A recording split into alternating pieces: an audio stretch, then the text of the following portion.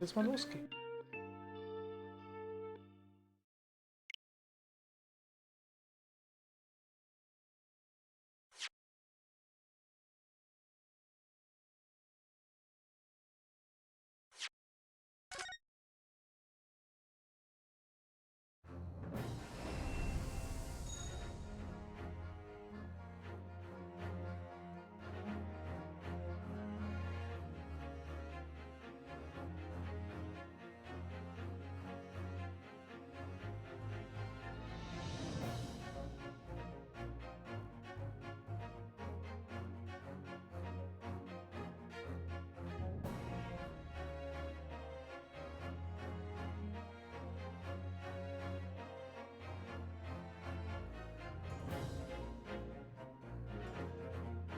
Moment.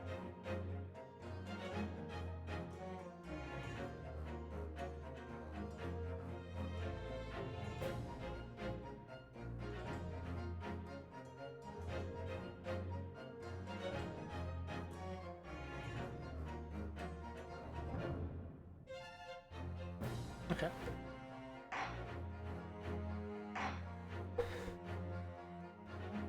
Lasst uns anfangen.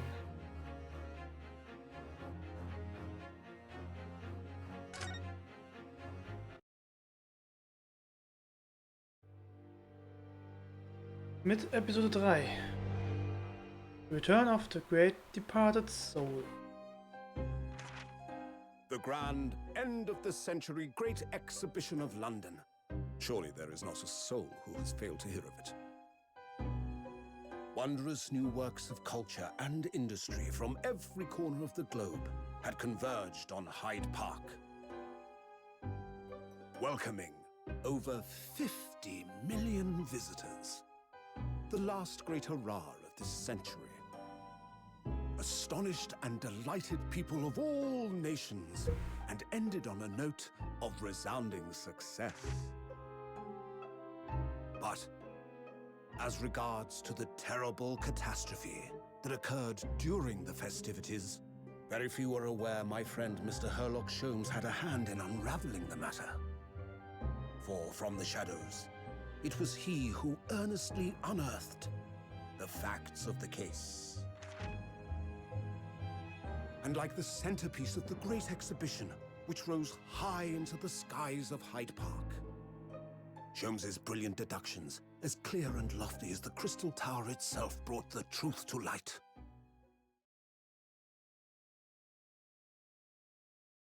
Okay. We're here at the showground of the Great Exhibition, which is absolutely packed with people. The weather is unusually fine, and we're about to witness a most extraordinary scientific experiment. Ladies and gentlemen, the 20th century will see steam engines and electrical power dominate the world. Horse-drawn carts will give way to the motor car. Ships will sprout wings and take to the skies. And today, we showcase even more advanced technology. A glimpse into the future. A world first. A demonstration of my super high voltage instantaneous kinesis machine.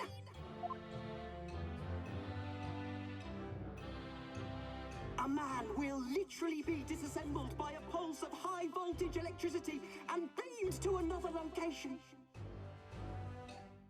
Whereupon his body will be reassembled by a series of complex calculations exactly as it was before.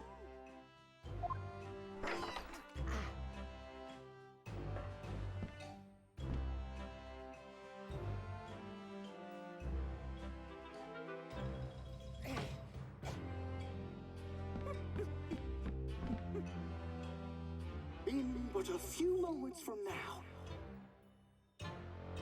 these gentlemen will, in the blink of an eye, complete an incredible journey through the air.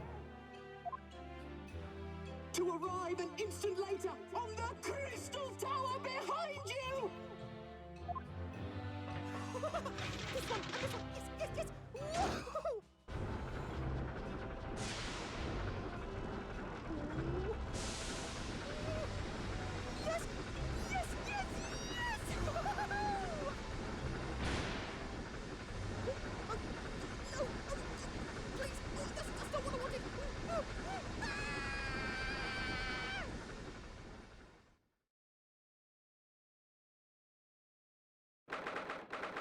Okay. 2nd October, 9:36 AM. Sean Sweet.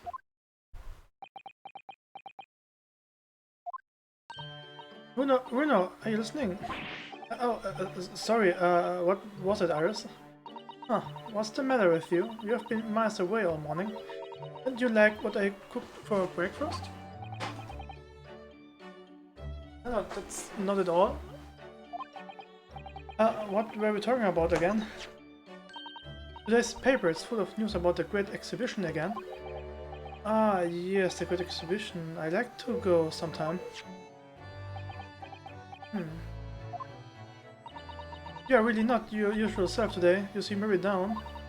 Don't you agree, Hurley?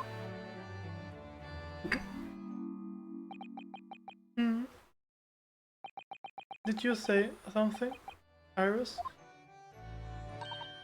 Oh gosh, you're even more down.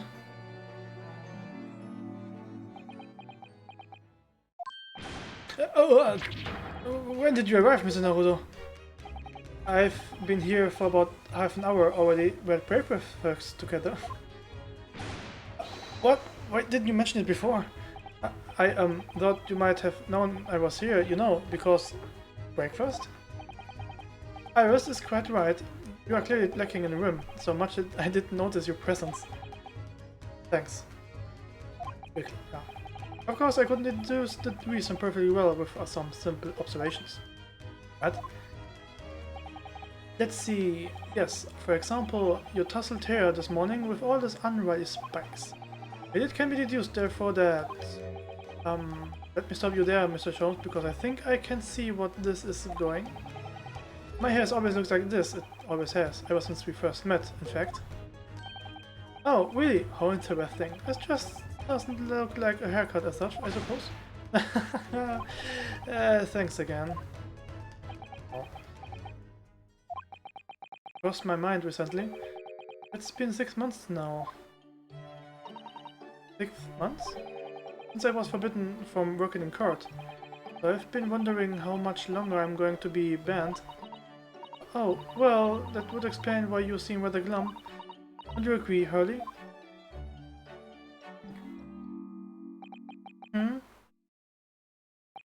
Did you say something, Iris? Ah, back to mopping.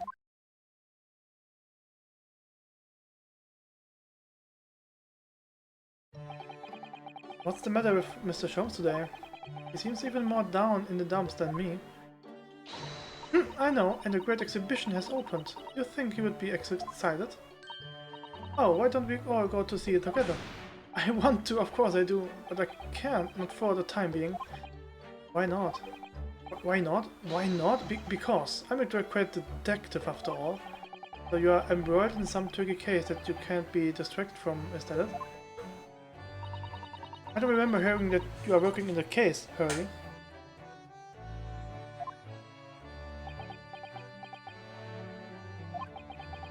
Suppose I should try to find out what's going on.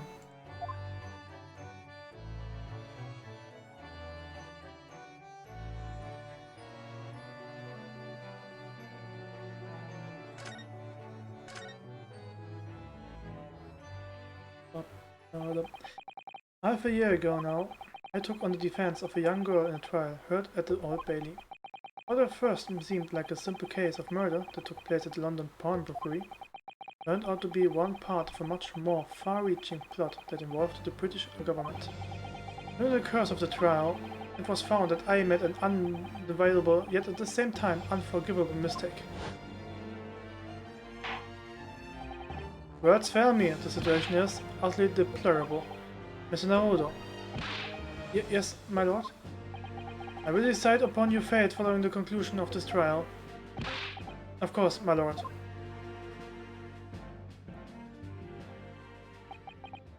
In the end, I had my right to represent people in court revoked. I was told I had to spend my time in research and study, so that's what I've been doing. You have, haven't you, Bruno? Reading all those big fat tomes about British law up in your room and the notes about Chom's old cases. Brewing Irish special blends of tea, fetching my daily bread for me. You have become something of a mastermind around here. Start on the silverway next, Master Naruto. Well, I'm thinking of going to ask the powers that be to will consider. Specifically Lord Stronghold at the British Supreme Court in Whitehall. Lord Stronghold? Ah, the delightful Lord Chief Justice, not my favorite fellow. He's not mine either, but he's the man I have to talk to. He's the only one who can grant permission for me to start working in the courts again. I came to Britain to become the best lawyer I could. And I can't do that just sitting around here.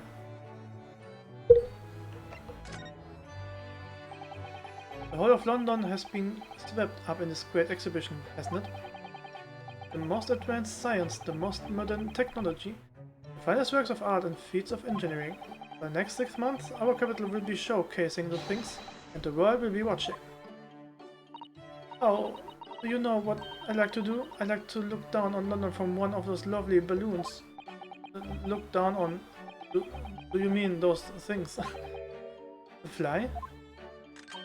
Yes, of course. They fly high in the sky and don't even need wings to do it. All you need is hot air.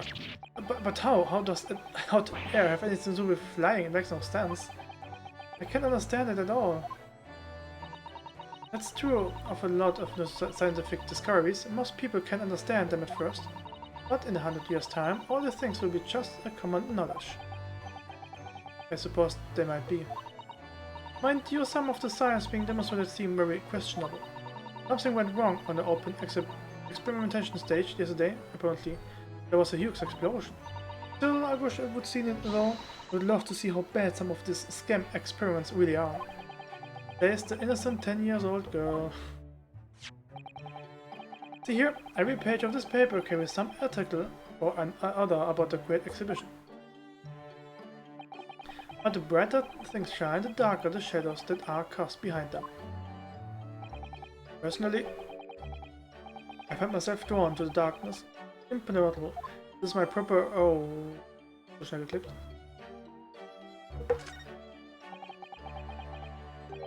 Shadows behind, is that a metaphoric way of referring to the backstage of... this is my proper atmosphere. Okay. Back page of the paper. Okay, dann gucke ich mir das mal an. Ooh, what's that then? The Reaper attacked? So many glowing reports of the great exhibition and everything that's going on there. Other than this rather gloomy looking one, that is. Wait, what? What's the matter, Bruno? The Reaper attacked? That's Lord Van Zieks. This must be what Mr. Jones was talking about. Does he know any more, I wonder? Oh well. A article on the front page is news about the great exhibition. Public experiments to demonstrate brand new scientific ideas, cultural exhibits from around the globe. I'm not so positive and hopeful about the coming century. Must all go to see it properly before too long.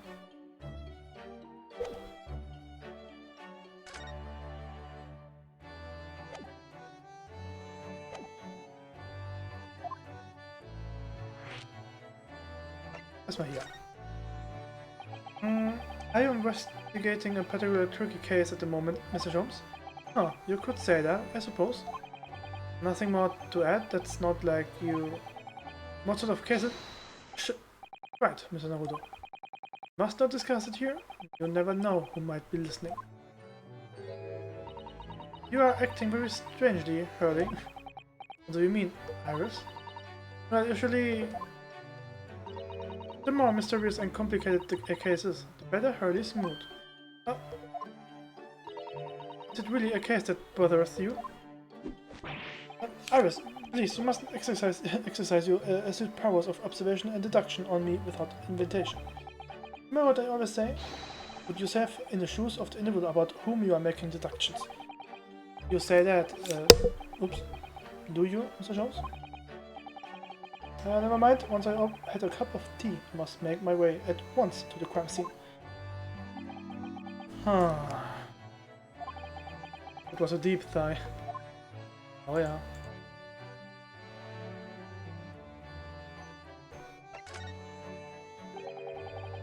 It says in the paper that Lord Van Zieks was attacked, that's terrible.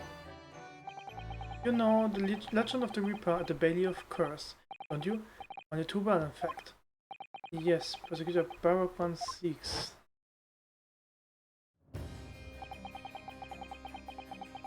They say that if the Reaper is the prosecutor in a case, there's no salvation for whoever is in the dock. Even if the defendant is found not guilty. Once the Reaper has someone in his sights, one way or another, the person's time left on this earth will be short.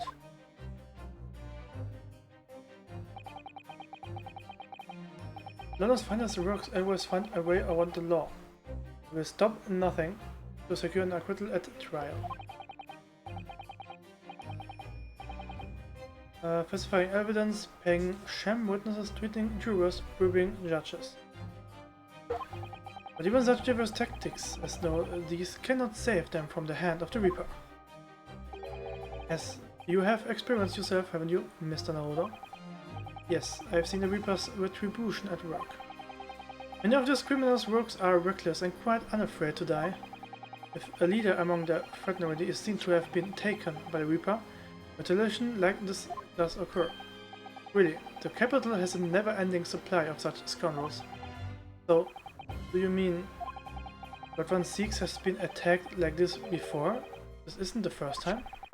He's quite an accomplished combatant, you know. He doesn't take these attacks lying down.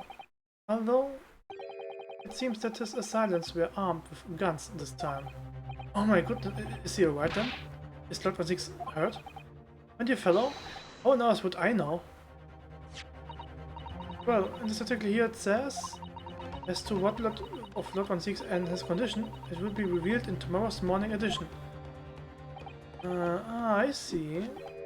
Well, we shall have to be patient then. No, I can't wait until tomorrow. In that case, you shall have to inquire with somebody in the know. Who? What? In the know, not Strongheart, perhaps?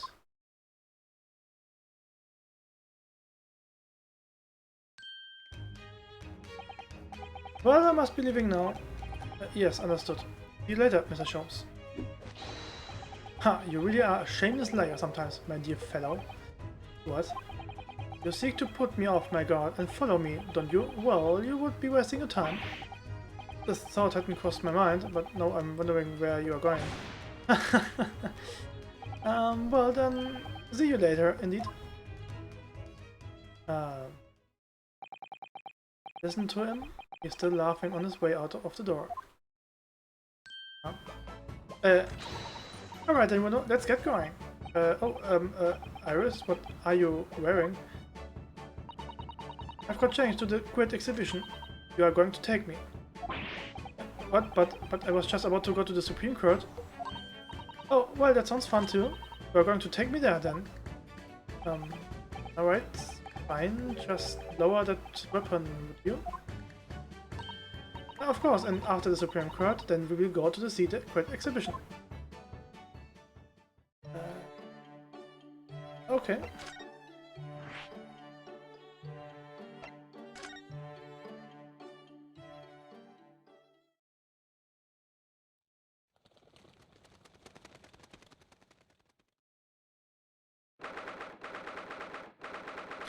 The 2nd October, British Supreme Court, Lord Chief Justice Office. Been about 6 months now since I was last here, but some things never change. Like the sense of foreboding I always seem to feel in this place. Doesn't seem to be bothering Iris at all, though. Heavily reading over there. Oh, I love this place. I always find so many interesting books here. Of course, I was forgetting that you have been here before. The time you came here 6 months ago. And Susato-san was given the news that he was to return to Japan. Ah, I understand you wish to speak with me. Lord Strongheart, I trust to have been keeping well. Let's see, since you arrived and requested an audience, it's been 4 hours, 32 minutes and 26 seconds. I've kept you waiting a while. I apologize.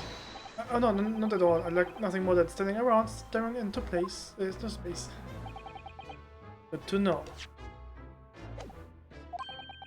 Good to know that doesn't appear to bother him at all. Mile Stronghold, Lord Chief Justice of London. He is the man who allowed me to start practicing as a defense lawyer when I arrived in Britain as a student. You need only savor the air for a moment in this grand office to understand his preeminent status. As you will be aware, the Great Exhibition of London is now underway at last. We are extremely busy as a result, policing the crowds, guarding the new technologies, dealing with petty crime. And furthermore, as of next month, we shall open the International Forensic Science Symposium. Oh, I've not heard about that. Investigating authorities from 40 countries around the globe will be taking part, including from your own land. Forensic science is the future. The world must embrace it.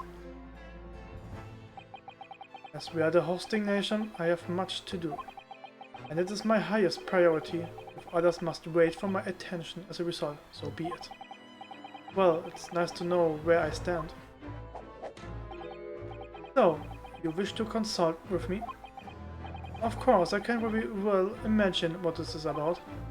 Thank you for agreeing to this meeting, my lord. I want to be allowed to start working as a defense lawyer again in court. That's what brought me here today. But actually, there's something else playing on my mind. It happens. Oh no, just take a deep breath and come out with it.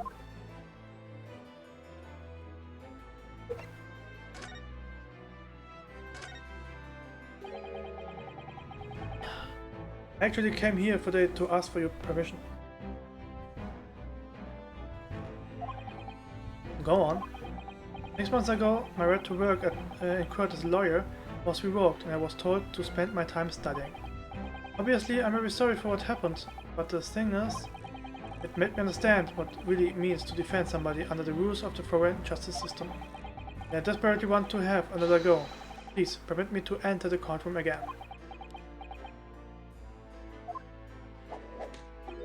Mr. Naruto. Yes? Here it comes. I'm sure you haven't forgotten your position here, have you? At best, you are a substitute for your compatriot. This was never your intended role. Well, that's true. The Japanese government actually sent my best friend to the study tour, not me. It should have been Kazuma. He was so determined to bring change to our own justice system at home. It was his calling. The tragic accident hadn't happened. It would be here in this office now. Mr. Sogi was my best friend, you see. That's why I can't leave it unfinished. I have to fulfill his calling for him. His calling, you say? Has it never occurred to you that perhaps you know nothing of his true calling? Sorry? The mission with this which that young law student was charged, what do you suppose it really was? What do you mean, mission? He's not making any sense.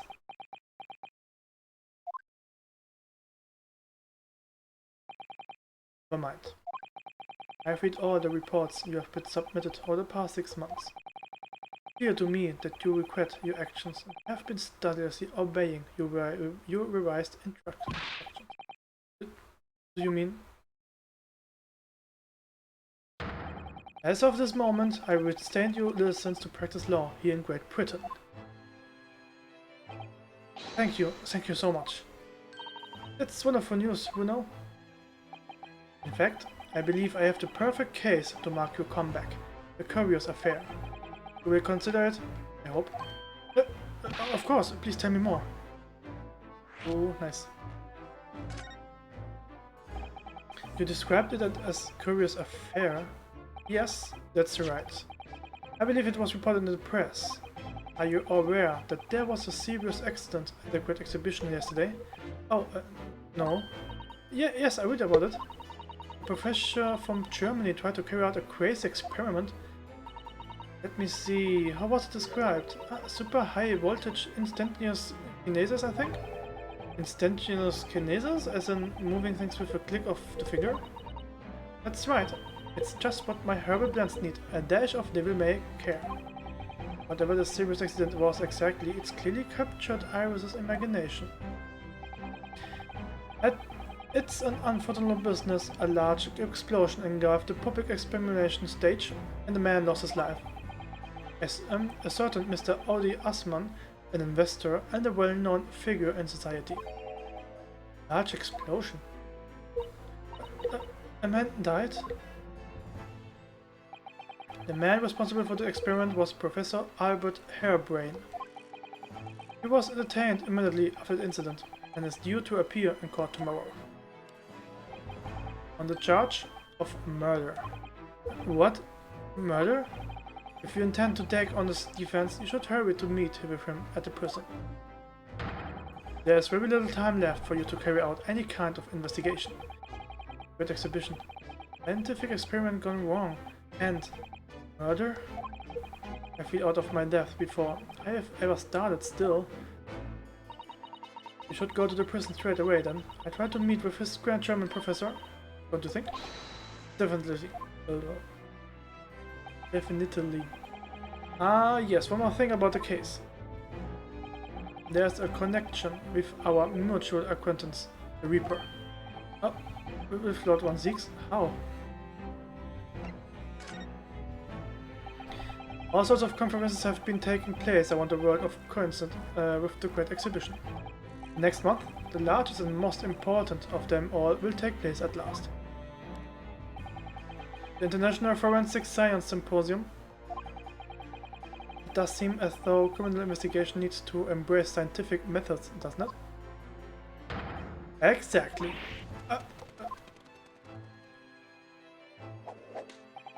London, the global epicenter of culture, science and wealth, now has a population exceeding 6 million. Sadly, crime in the capital is growing at a similarly startling rate. So it's imperative that we use the latest scientific methods to investigate and resolve cases as efficiently as possible. It's what's known as forensic science, isn't it? Exactly, the future of policing.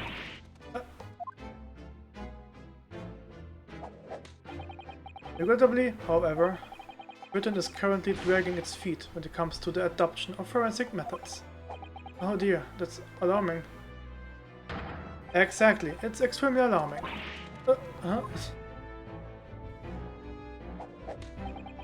If I were Her Majesty Attorney General, you can be sure.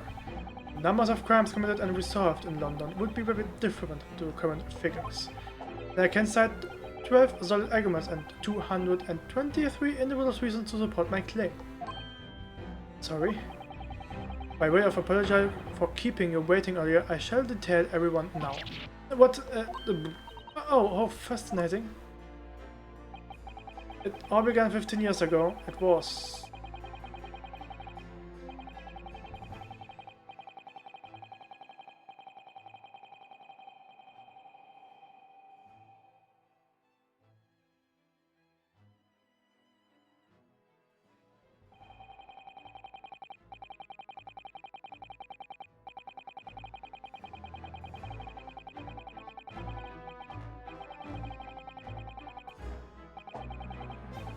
And that more or less sums up my feelings on the matter, in the simplest of terms, of course. Oh wow.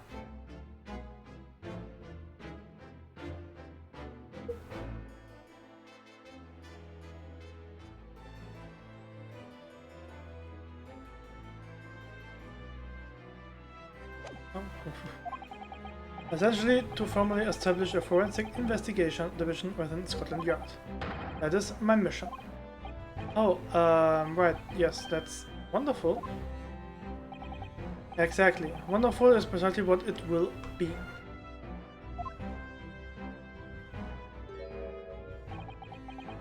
Iris isn't paying attention at all. She's got her nose in another book now. Oh, is it over? Did you learn anything useful? I actually drifted off for the most part. He's surprisingly learned about forensic science. No, ich muss vielleicht noch die Zeitung hier zeigen. So. Oh, that reminds me, have you seen this? The reports of the overwhelming success of the Great Exhibition? Of course. No, not that. The story on the back page. What story? The Reapers attacked. Ah, that. You have enjoyed some victories incurred against my #1 prosecutor, have you not? Oh, Mr. Reaper, what happened to him? He wasn't killed, was he? There's no need for concern. Lord Van Zieks would not be so easily dispatched, I assure you. Can you tell us what happened? I would really love to know. Very well. If it interested you, it does, strangely.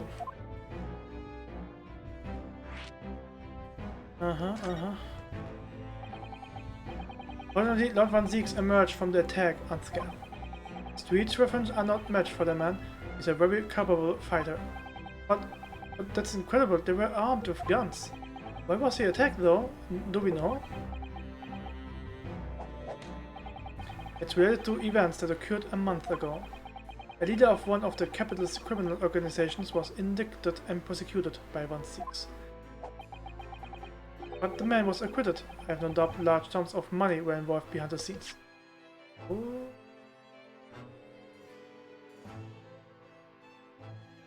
Okay. Sums of money? A deplorable situation, members of the jury were bribed, it seems. However, despite winning his freedom, the man in question met a dramatic end yesterday. But you're not suggesting that was the work of the Reaper, surely? The victim's henchman certainly seemed to think so. He was a man by the name of Asman, Mr. Odi Asman. Did you say Asman? That's the man who died in the big explosion at the Great Exhibition? Yes, known publicly as an investor, but in reality, the head of a significant criminal organization. Believable. I wonder, could I ask you something, Lord Strongheart? Try me. Why do you use Lord Van Zieks as a prosecutor? The criminals who manage to get off in court, they meet with mysterious ends outside the courtroom. And fearful of that fate, they seek to strike at Lord Van Zieks first. I know there's no evidence that he actually is the Reaper in a sense, but still, something's clearly going on here. I have Van Zieks' work for the prosecution service for two reasons. Firstly, the man is the best prosecutor in the capital, bar none. And secondly, any deaths of criminals that have occurred outside the courtroom following his trials are nothing to do with him. But that doesn't make sense. How can you explain the way so many have died if not by someone's hand? Van Zieks may have earned himself the moniker of the Reaper, but he is no killer. So he will continue to persecute on behalf of the Crown. Unless he wishes otherwise, of course.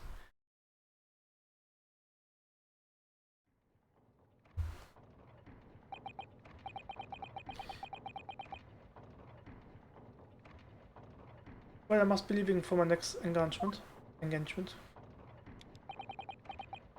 I'm already 11 hours and 60 minutes late. My colleagues may be starting to fetch 11 hours late, that's right, something.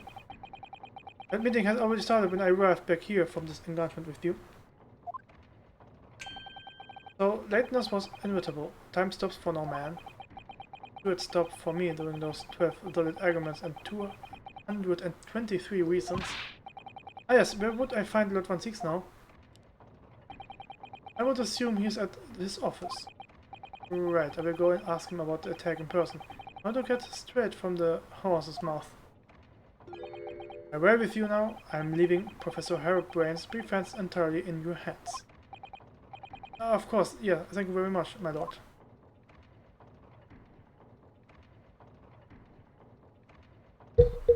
Okay. Gehen wir mal weiter. Erst Gefängnis oder erst Office? Erstmal da.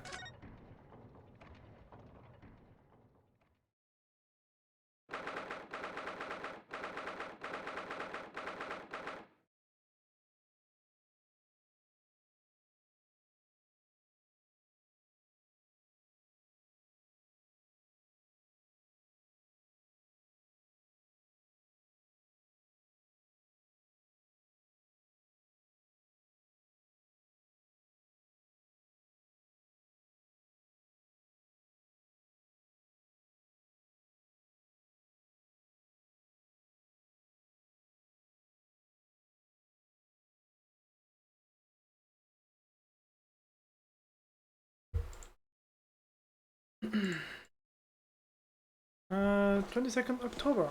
Local prison cell 11. The warden said cell 11. That's this one. Oh, there's someone curled up in the ball in the back corner. Look. His name again, Professor Albert Hairbrain? Wasn't it? Excuse me, Professor Hairbrain.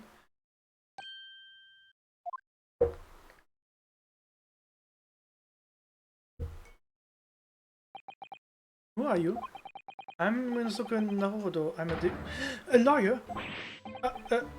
Was it something like that? A lawyer, you say? Would you be here about the experiment? Are you going to defend my hypothesis? Your hypothesis? Sorry, I don't... Yesterday's demonstration... That demonstration was... That magnificent demonstration was an out-and-out success by anyone's calculations. But despite that, no one listens, no lawyer believes in the science. When it's explained, they all leave at high velocity. Hey, chill, langsam. Now's probably not a good time to mention that your seal made my concentration leave for a while too.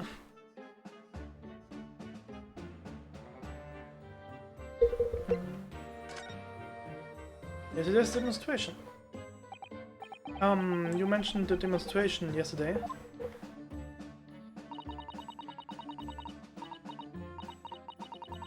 The papers have called it a spectacular failure. After all, a man died in an explosion, didn't he?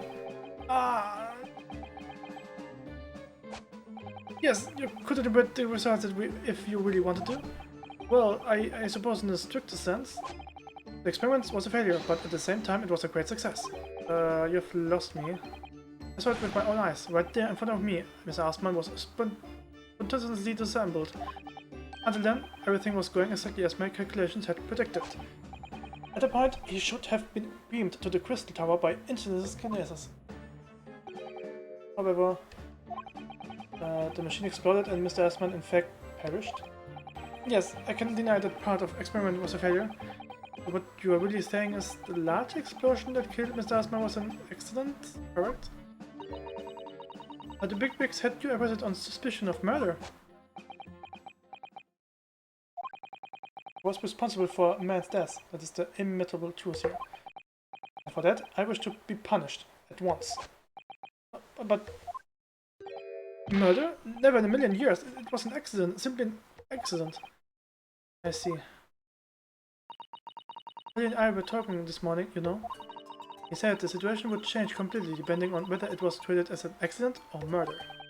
Oh, exactly.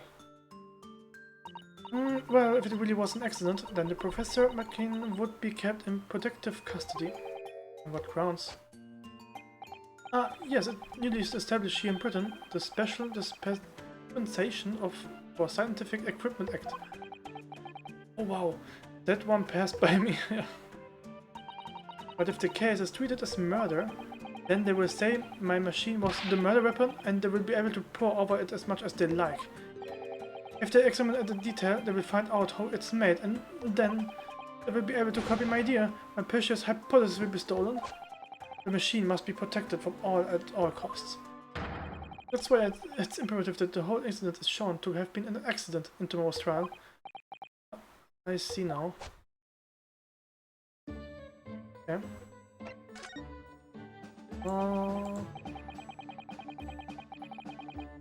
So in short, there was a terrible accident at the Great Exhibition showground yesterday. Yes, no, the devil is in the details. Strictly speaking, there was a terrible explosion. Sounds the same to me. You were demonstrating super high voltage intensive kinesis, right? Oh, fascinating. Humans, like all matter, are made up of particles that are held together by electrical bonds. That must be possible. Using a sufficiently high voltage, break those bonds and beam the particles through space. That's in a nutshell, that's my idea, you see? That's my messing hypothesis. Gosh, that's unimaginable high-level science. Oh, but dare to imagine it, dare to dream of such incredible technology. Just think, one moment I could be here in this cell, and the next I could be the Great Exhibition again. Well, yes, that would be incredible. And the next, in the mere blink of an eye, I could be at the Great Pearson Theatre, say. The possibilities are endless. The whole of our West Planet would be within reach.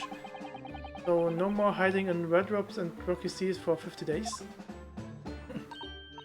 I don't really see it like that. What do you mean, Iris?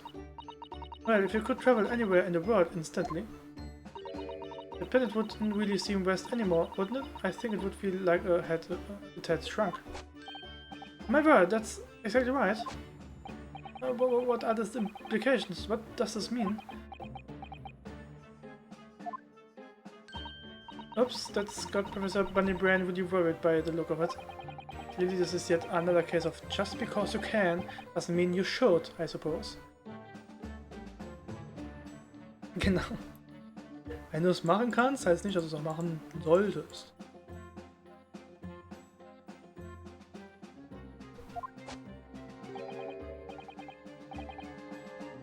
Why does my calculation are flawless? The science works. But without a practical demonstration, it means nothing. And then always the fly in the ointment. Because practical demonstration costs a lot of money. Money that young scientists like you don't have. That's exactly it. Yes. Harry is always complaining about it. He says the government should invest more in science. Well, anyway, I bumped into him at the right time. I met the well-known investor, Mr. Assmann. The victim who died in yesterday's terrible accident, you mean?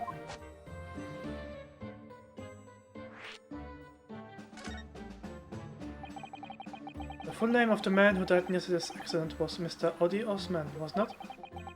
What exactly was your relationship with the man? He first visited me in the laboratory in Germany a year ago now. He said he wanted to invest in my immaterial hypothesis. I thank my lucky stars. I see, so you hadn't really known each other until then? Money for scientific research, I'm so envious. As far as I was concerned, the man was an angel. Oh, really? Not angel, even. He was prepared to fund a practical demonstration of my hypothesis for presentation at the Great Exhibition. And if that went well, I could expect additional financial support from research from the British government. Mr. Assmann provided me with money and exceptional engineer.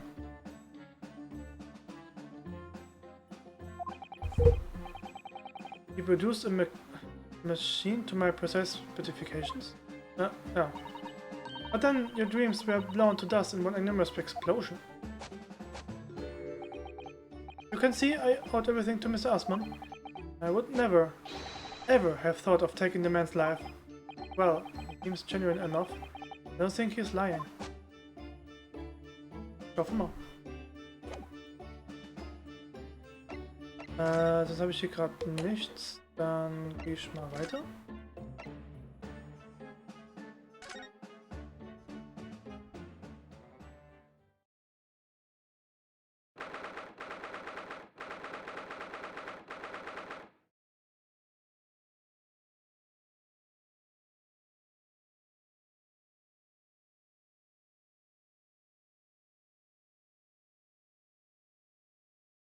Second October, Prosecutor's Office. Oh, so this is the legendary Reaper's office? Yes, it appears so. Oh, it sends a chill down your spine, doesn't it? That amazing, deathly atmosphere. Oh, is that... The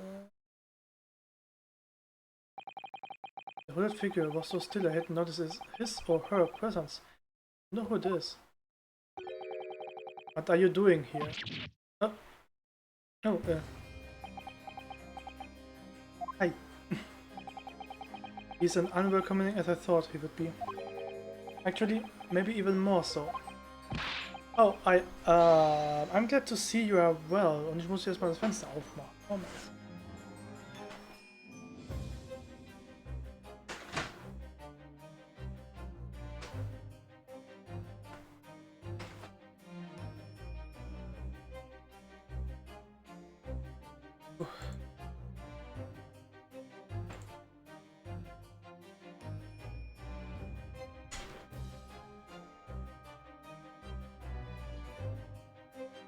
Did you see your well? I am. So, who's the person about the wall being punished for something or other? No punishment is taking place here. Oh, that's my apprentice, and he's sitting there of his own free will. I didn't know you had an apprentice. Must be the same person who was pictured in the newspaper. He's very able in combat. I requisite skill for anyone under my tutelage. Are you referring to the attack on the Reaper that was reported in the papers? The Reaper? I would be interested to know the Reaper's true identity myself. Assuming that is such a fable to find genuine inhabits of our great courtrooms.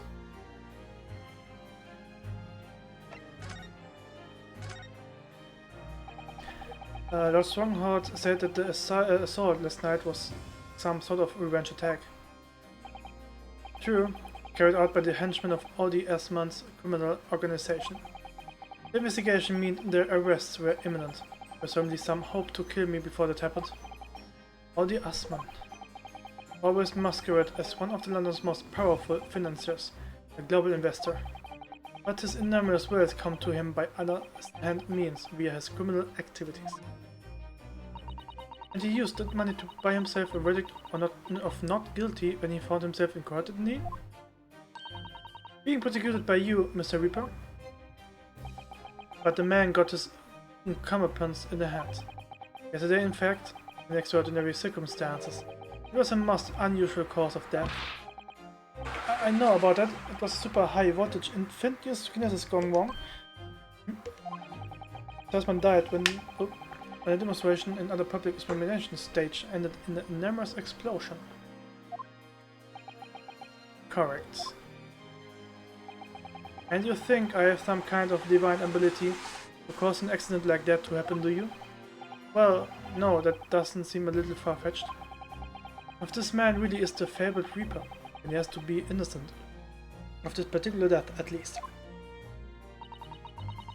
It's strange how this has worked out, isn't it, Reno?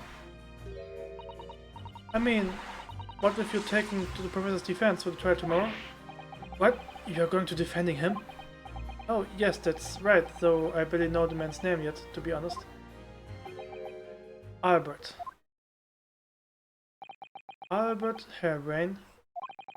That's right, do you know him by any chance? Of course. He's a contemporary of mine. We were at university together. You... What? What? I understand that Professor Hairbrain was from Germany, though. Hairbrain's from a respectable British family. After graduating from the University of London, he moved to Germany to carry out research, that's all. You were students together? I was in the Faculty of Law, of course, and he in Science, so our paths rarely crossed. But curiously, we got along, though I've not met him since my university days. I certainly didn't expect our next encounter to take this form. And with you, of all people, representing him. Only if I make it out of this office alive. He actually been charged with murder, it seems. Yes, I know. Because the persecution will be handled by me. By you? But you made it sound as if you and Professor had been friends. We are friends, it's true. Then why would you do this? The Reaper is the persecutor. There's nothing anyone can do to save him. He is doomed.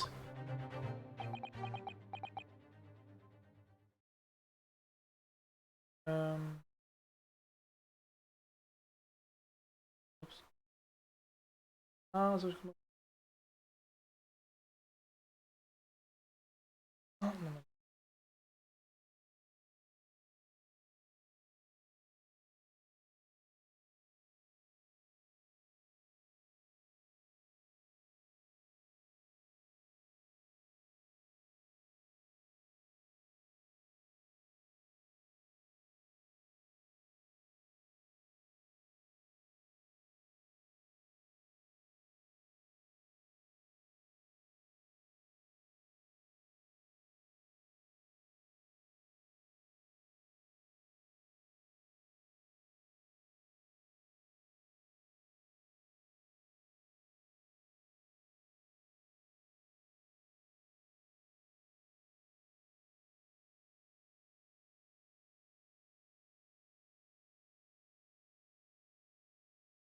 Sehe ich nicht. Oh.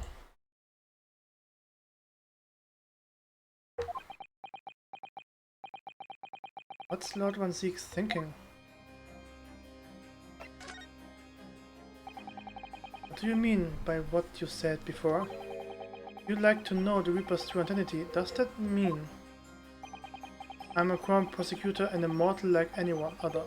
I'm no demigod. But they've all died, haven't they? The people you have prosecuted, I mean. Whether or not the trial ended in a conviction or an acquittal, those I prosecute are the vilest wretches of our society. People who, without question, deserve to be found guilty. The world is a bitter place without them. But that's not true of Mr. Natsume, for example. He wasn't a vile wretch at all. Nor was Ginny, in fact. She's never so hard working now. I can't deny that since I encountered you, things have been taking a turn. The point is, if any of those vile wretches had escaped justice, subsequently died in mysterious circumstances, it was at the hand of their own kind, not my work.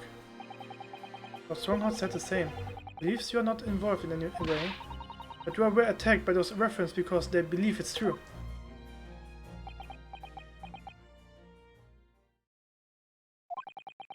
The fact is, since people started to call me the Reaper of the Bailey, the number of serious crimes in the capital has dropped substantially. Warte, was? Of serious crimes? Oh ja, stimmt.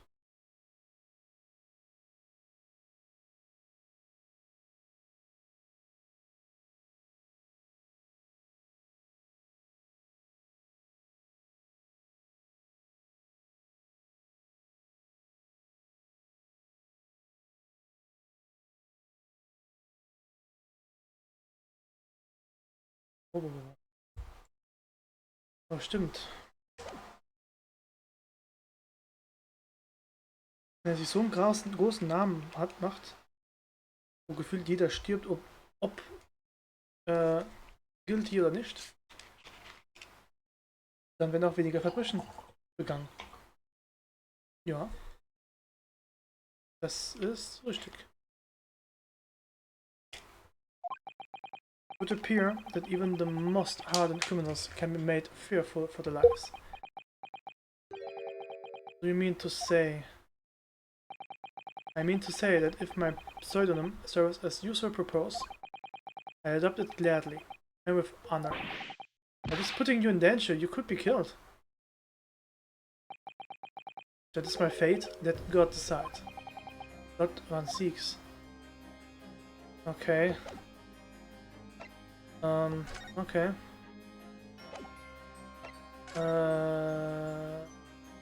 Sonst gibt es glaube ich nichts mehr. Oder vielleicht untersuchen. Kann ich ihn ansprechen? Oder sie? It really looks like a punishment to me. I've never seen someone sitting like that before. He hasn't moved a muscle since we arrived. Do you think perhaps he is dead? If he was dead, he wouldn't be sitting up, would he? Well, anyway, the door life is not overly approachable, is he? I don't think he's going to talk to us. He's not dead. Come on. Dann moven wir mal.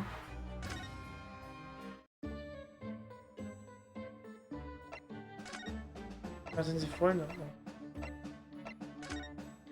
Vielleicht noch was anderes? Ah. The 2nd October. Nevertheless Legal Consultancy.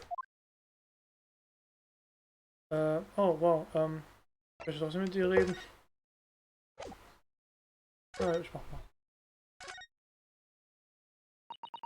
I'm so excited about the prospect of Never Does Anything Consultancy opening for business again. That's not what it's called, it's Naruto Legal Consultancy. And a lot of dying in this past. Warte. Never Does Anything Consultancy. Ah, das ist eine Anspielung auf den Upload Justice, glaube ich. A lot of studying in this past 6 months, reading law, text, and judicial precedents. Well, I'm a better lawyer now. I can't wait to start practicing again. Okay. Nothing changed in here at all, though, has it? Has the tough times has stood still in here since Susie went back to Japan. I wanted to keep it ready for Mrs. Sato in case she was able to return to Britain at that point. So I've just left everything in the way it was. Oh, I see. Right. And there was my thinking it's because of the way you are, you know. You know, never bothering to tidy up, I mean. Iris. This isn't the time or the place to bring up my tidiness, or lack of it. Ja, bitte. Okay. Ich muss vielleicht doch nochmal mit ihm reden. Soll ich ihm die Zeitung zeigen oder so?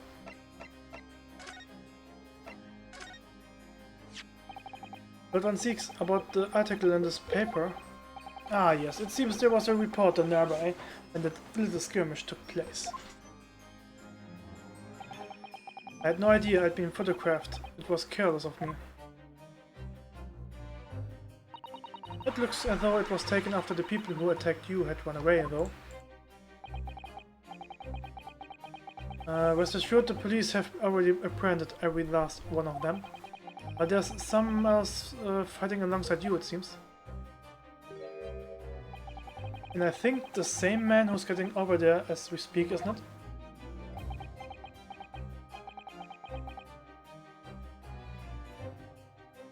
As I mentioned already, he's my apprentice. Perhaps you could tell us a little more about him? Ah. He's my to become prosecutor. So you could say he's my apprentice, I suppose. Ah, like you are too early then, Bruno. Yeah. I remember taking an apprenticeship with a great detective. He is currently compiling a report about last night's attack. It looks like he's wearing some kind of mask. On Lord Stronghold's orders, nobody knows the man's face, or indeed his identity. But why would you agree to text such clearly suspicious individual? Lord Stronghold's orders again. He's not one for meaningless fools. There will be a good reason for his actions.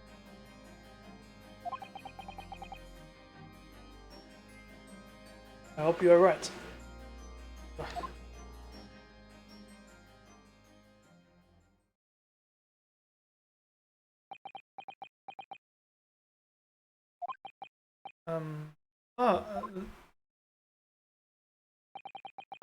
The task is complete. Good. In that case, you can collect all the briefs.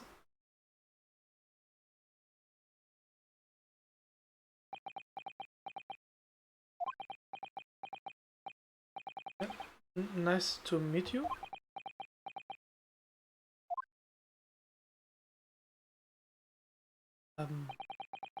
Back to work again. It was really strange though. Never met the man before. I didn't even know he existed, and yet somehow it didn't feel like our first encounter. Don't bother trying to converse with him. He says nothing to anybody from outside his... Our Stronghold has strictly forbidden it. Oh, I see. Why are you so interested in my apprentice anyway?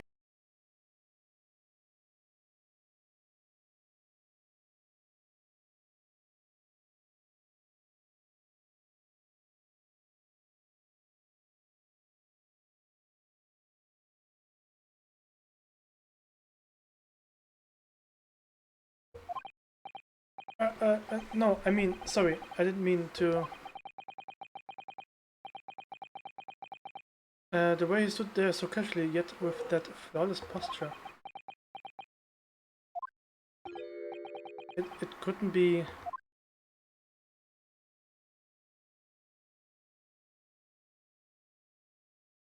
what was? Ah yes, there's something I've been meaning to ask you. Oh, what's that? That Japanese man, is he faring well? Sorry? The one arrested twice in succession 6 months ago, with the stoop and the mustache and the jitters. Ah, Miss Natsume, you mean? I'm not sure I would be very pleased to find out you identified him from that list, you know? He's fine, thank you. In fact, I received a letter from him by International Post only the other day. I see. Well, I think we can end our discussion there, don't you? There's little time left before tomorrow's trial. I advise you to spend it investigating the case. Yes, thank you for the advice, and for the conversation. I can't believe he's asking after Suzuki-san, after Nipponese. I'm not sure whether to feel happy about that or worried.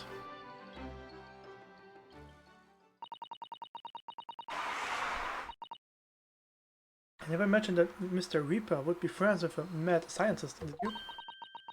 To turn up for the books? Mad scientist? Ah, you mean Professor Harebrained?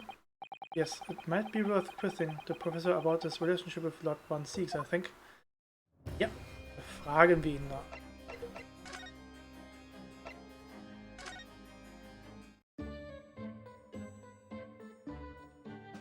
Converse, da. I understand Lord Van Seeks is a friend of yours from your university days. Yes, that's right. He was studying law whilst I was studying science. What was he like back then? A good question. Unassuming, gentlemanly, and all-round nice fellow, really. Sorry, I think you misheard me? Ah, hi Nagare. Guten Abend. Ich hoffe, du bist hier nicht so gespoilert oder so. Ich weiß nicht, ob du das spielst oder bei jemandem das noch zusiehst oder so. Ich bin schon relativ weiter als andere. Aber schön, dass du da bist. I'm talking about the cold-hearted, merciless prosecutor Baruch Van Seeks. What was he like when he was at university? Talk about a leading question winner? As I said, an unassuming and extremely pleasant gentleman. After all, he is the little darling of the Van Seeks family, with all its great aristocratic origins. I didn't realize he had quite such noble blood. Little darling? It was a bit of a shock when I came back to Britain and learned what he had become. The Reaper of the Bailey, no less. Yes, that's right. I did hear, though, that there was a very big event in his life that completely changed him after graduation. Really? What sort of event?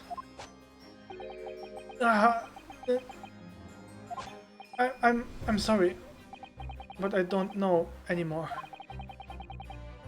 I wasn't in the country at the time. I was in Germany already. Oh, yes, of course. If he has heard all about the Reaper, I really don't have the heart to tell him that Lord Van Seeks will be the prosecutor in court tomorrow.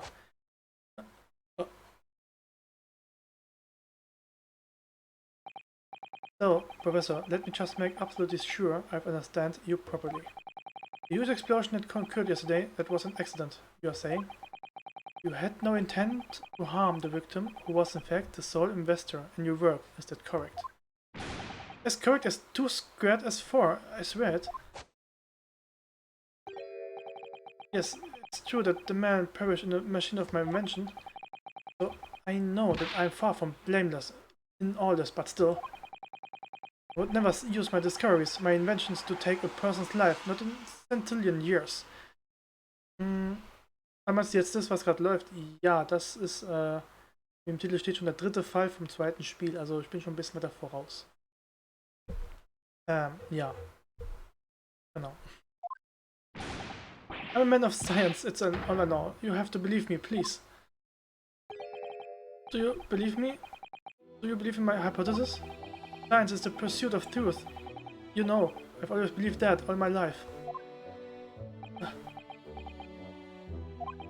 I'm afraid I don't know how much about science or your theories. I do believe you, and I will fight to prove your innocence with all my might. I'm a man of law, it's all I know. You have to believe me, please. When I went to live in Germany after I graduated, I learned something very important. Nationality, class, lineage, none of that matters. As long as you try your hardest, you can achieve anything. Ja, das ist so gut. Der Spruch ist so gut, verdammt. Thank you for that, Professor. And thank you in advance for defending me tomorrow in court. Alright, Bruno. It's time. The time to visit the Great Exhibition. Sorry. Well, that's where the incident happened, isn't it? Yes, I suppose that's true. Time to investigate at least. Or at last. Ja, dann wird untersucht.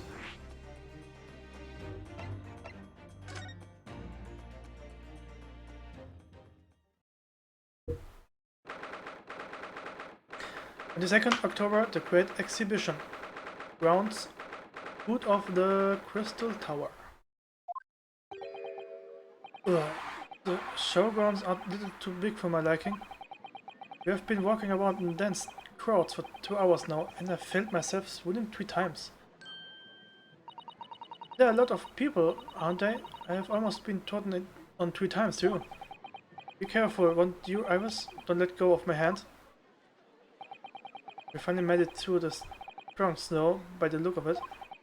Here we are, underneath the public experimentation stage where the explosions happened yesterday.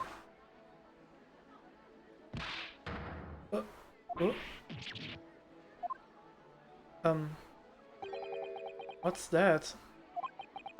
I can hear voices from up on the stage. It sounds like an argument. Denk mal, der Inspektor ist dabei? Oh, no. Right, I've had it with you in this time. I'm warning you, I will arrest you in a minute. Oh yeah, go on then, Spectre. Give it a shot. You ain't got no evidence, and you know it. Wait, I know those voices. You got a cheeky little mouth on you, young lady, but a night in the cells will teach you some manners. Just try it, I dare ya, if you want to that bag of chips rammed down her throat. Yo-ho, Grexy, what are you doing up there? Uh-oh.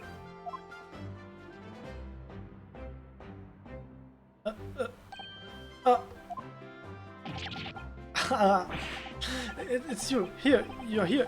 You're here. Your ladyship. How are you, your ladyship? I do hope you're well, your ladyship. Does that make her 3 times the lady? I'm not well at all. That's far too busy everywhere. I wanted to ride in a balloon, but there was a 3-hour queue. Unbelievable. I will go and have a word for you at once, your ladyship. You will be flying as high as a kite in no time, once I pull some strings for you. Tobias Gregson, an inspector at Scotland Yard. Until recently, he was suspended from duty, but it would appear he is back in action now. As he is actually quite well known, appearing as he does in The Adventures of Sherlock Holmes. And for that reason, he can't say a word wrong to the story's other Iris. But there are limits, surely. Or there should be. Watch it, sunshine. Sorry. What gives then? Don't tell me you are on this case. Yes, I'm acting for defense. So we're here to investigate. Dear me, that's the situation, is it? Is it really that troubling? So, a measly 5 bob, is that all you got? You're a lawyer, aren't you? You could stand to carry a bit more cooper around the packets, Mr. Naraudo. Hey, that's my last bit of spending money, that is. You can have it back, but I will have to charge you for all the bother. 3 bob. This is Gina Lestrade, a pickpocket or diver, born and bred in the East End of London.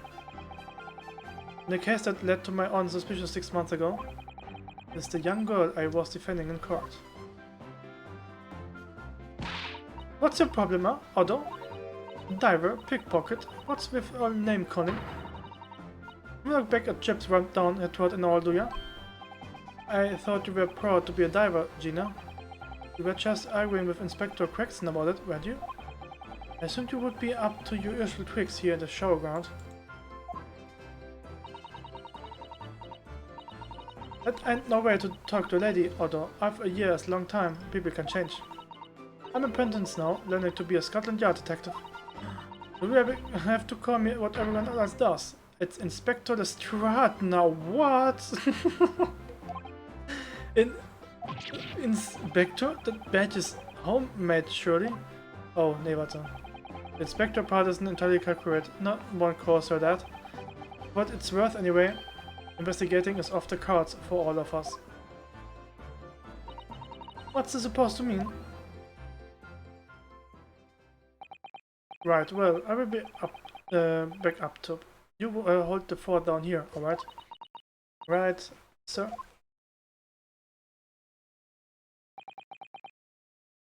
This raises a lot of questions.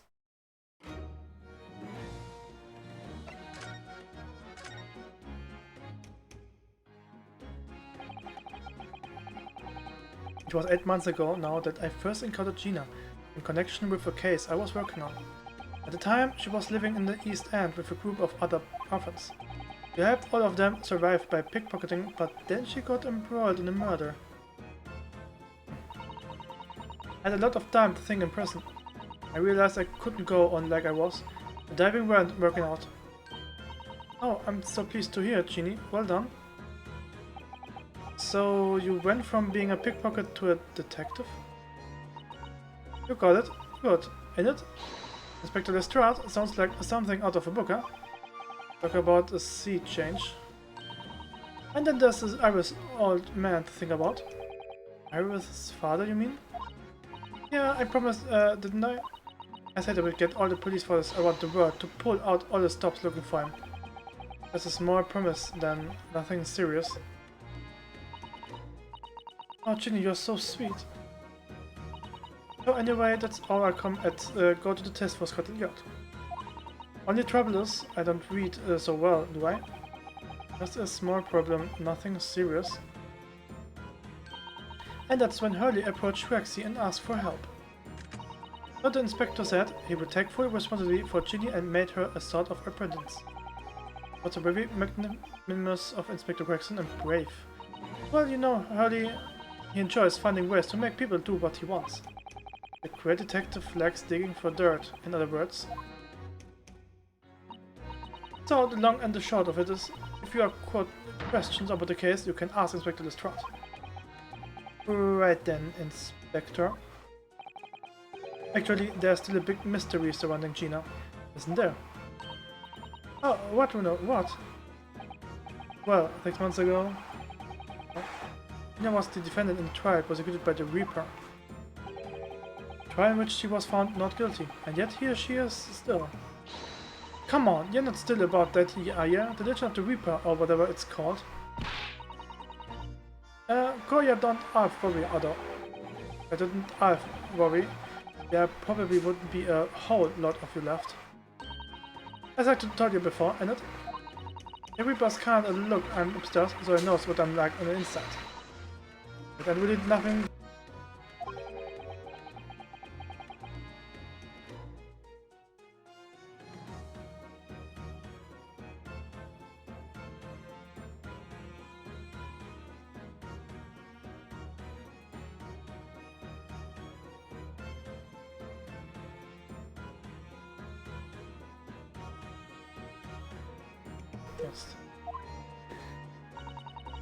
I have a Sprung, glaube ich.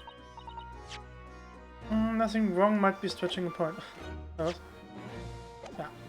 What about Mr. Nutsman in Japan? He's perfectly fine, isn't he? Well, that's true, perhaps. The Reaper's more discerning than I thought. Exactly. So I ain't worried. I'm totally fine.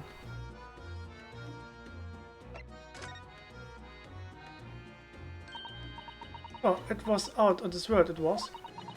The pyramid block pulled a bunch of levers at the machine, and suddenly it started billowing smoke. And it just went pop. I hadn't seen a better experiment here yet. Sorry? You mean you saw it, Ginny? With your own eyes? Yeah, of course. The boss is in charge here, and of keeping everything running smooth, I mean. The boss being Inspector Quackson, I suppose. It's going to take some getting used to. So I'll have to say that I'm on duty and I can do whatever I want to. Get this, I was up on a time flying balloons when it happened, watching it from above. No, you're so lucky, Genie. Maybe I should join Scotland Yard too. Yeah, do it. You know how to put the boss in his place already, right, Iris? You will have no trouble at all. It's settled. When do I start? No, you can't join Scotland Yard, Iris. Well, see, anyway, what I don't understand is this. The machine exploded so spectacularly. How can Professor Bunnybrain still be claiming that this experiment was a success? Oh, right, well, it was a success, in a way. It was? How can it have been? But after the whole machine blew up, no one could call the experiment as a success. Like I said, it did sort of work. I mean, yeah, there was a lot of smoke on that whopping great bang. But where do they think they found the victim's body, huh? In the crystal tower over there. What? In the tower? Oh no, is this was? Oh no. You can see it for yourself, can't you? Up there above the scaffold. Oh, are the glasses broken, you mean? Ja. Welchen Mord das an einem Ort verübt worden ist, aber die Leiche woanders gefunden worden ist. Endlich mal wieder so ein Fall. Ah, ich freue mich. Wenn es wirklich so ist. Did I catch one? What the victim got in to start with? Did it get beamed through the air or whatever and landed all the way over there? So, yeah, see, I did kind of work, didn't it? What? I don't believe it.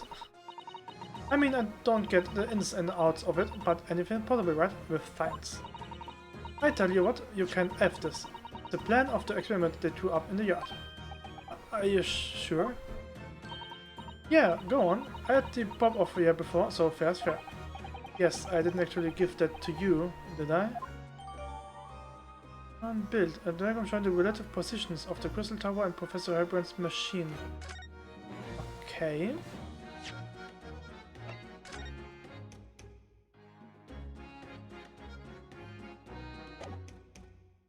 Okay.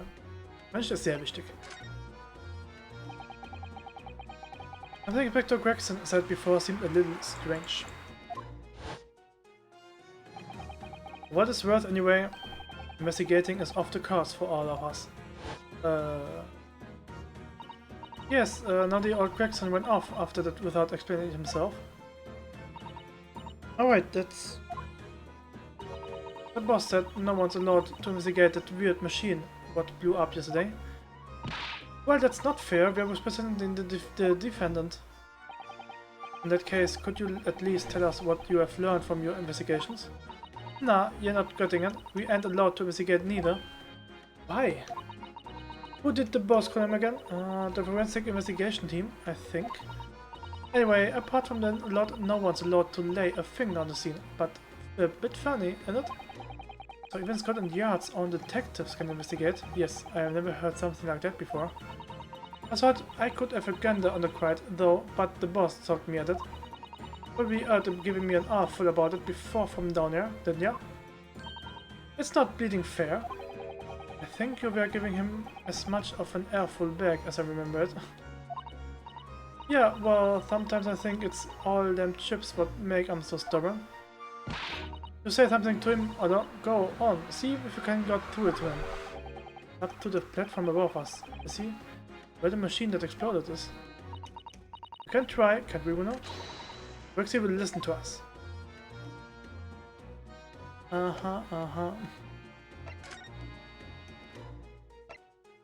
Ich muss das mal untersuchen. Oder? The stairs obviously lead to the stage above. We'll go up there and investigate the exact spot where the experiment was being conducted. Dann gehen wir mal hoch. On the 2nd October, the Great Exhibition Grounds. Experimental Stage.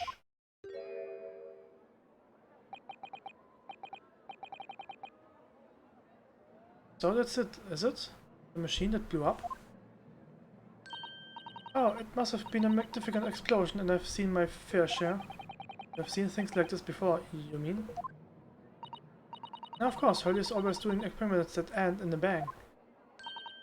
In fact, in his own words, explosions are the very essence of chemistry. Ah, that might explain the smell of burning that frequently comes wafting after the stairs. One time we met something that exploded with such force it took the roof off the building. I wish you had been there to see it, Bruno. It's hard to get too excited about it, given that I know live under the live in the roof. Well, anyway, that's enough about that. Time to investigate.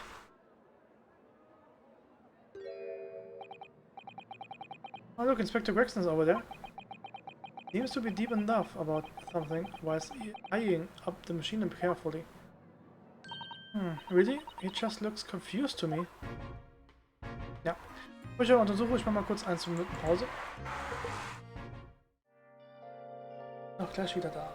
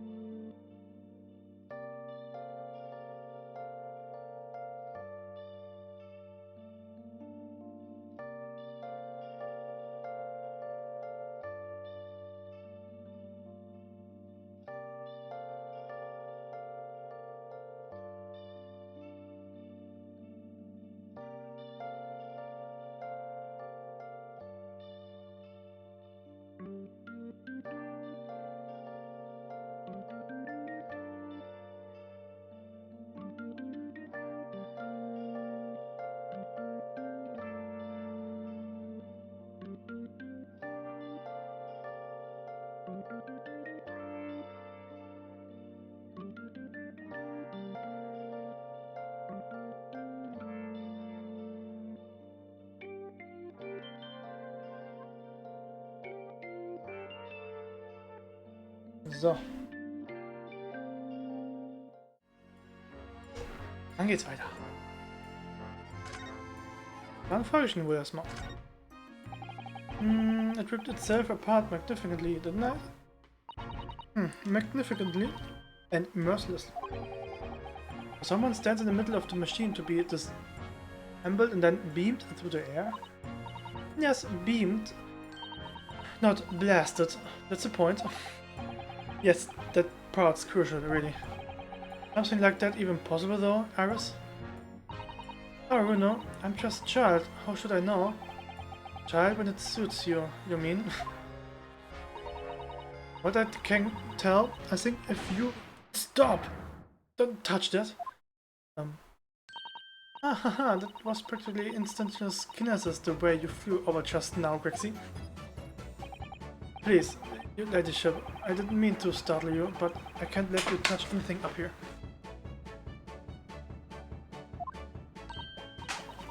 So sorry, you can have some of my latest special blend to make up for it. Look. Ah, wonderful. This stuff really is wonderful. It's just like old times, this is.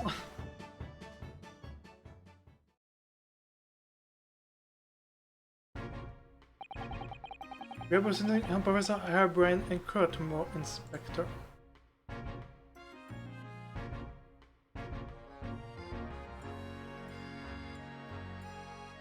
Ooh.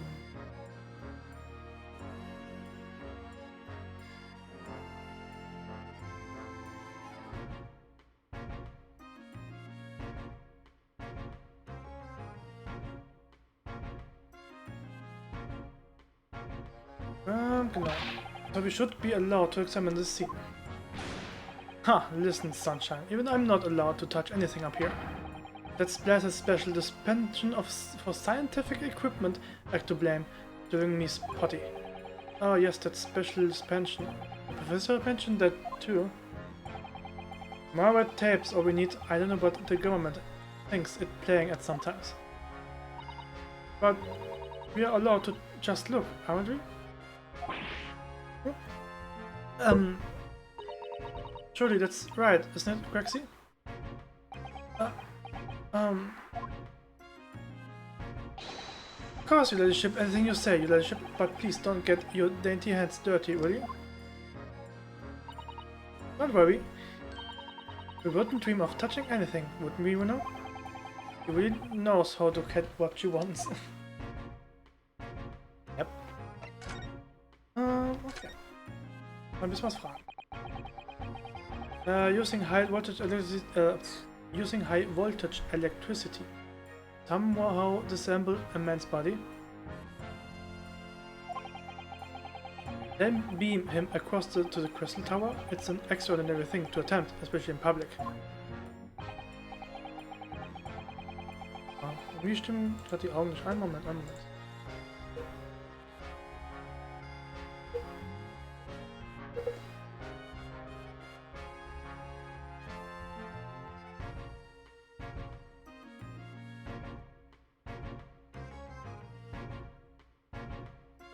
Das hat da kurz nicht gestimmt.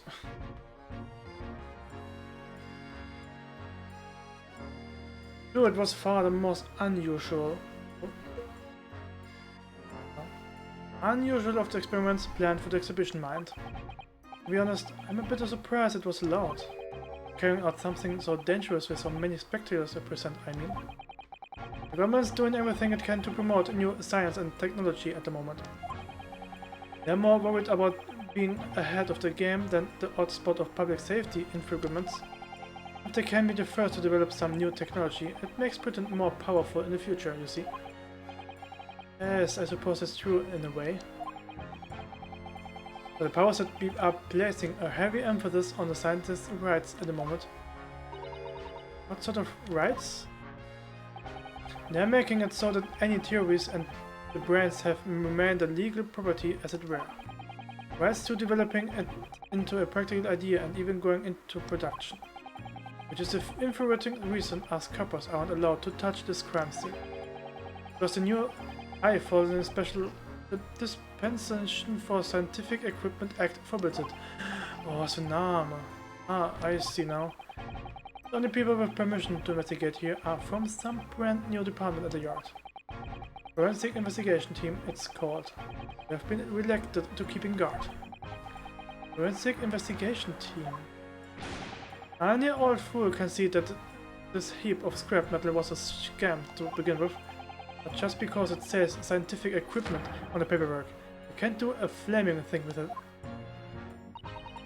Poor Grexy, he's very heat up, isn't he? Yeah. Bisschen. Remind me again, what's this new legal act that means we are not allowed to touch the scene here?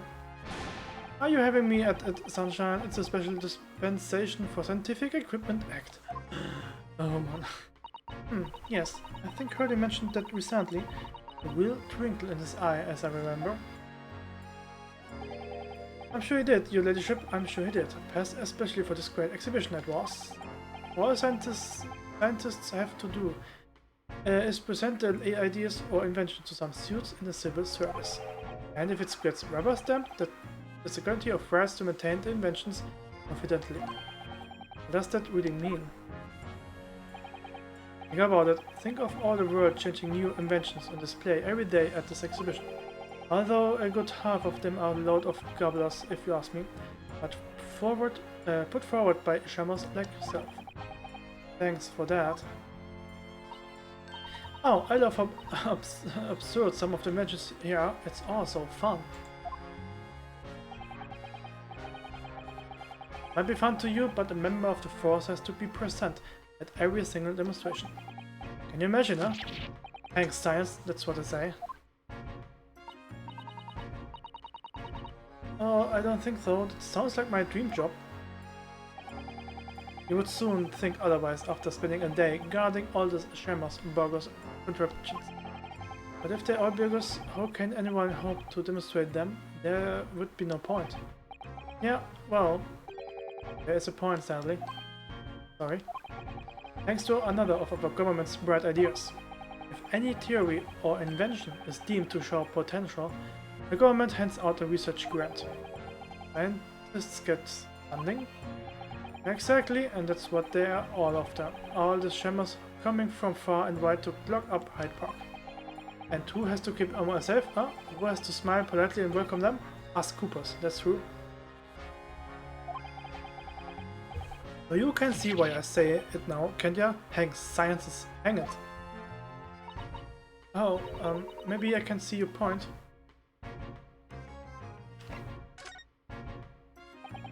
Apparently, Professor Hairbrain lives and works in Germany who conducted his research. That's right, came back to Britain especially for the Great Exhibition, as I understand it. Probably after one of the government's research grants.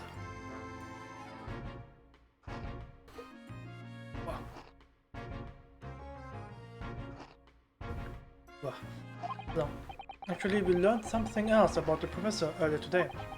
All this time and further education, it turns out he was at university with someone we both know. Lord Van Zieks. What? What's that? That's news to me.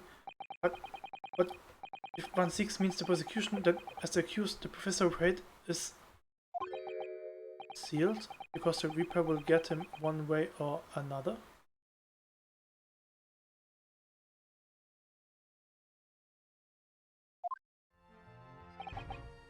Believe me, that man's beyond me. I don't know what goes in that head of his.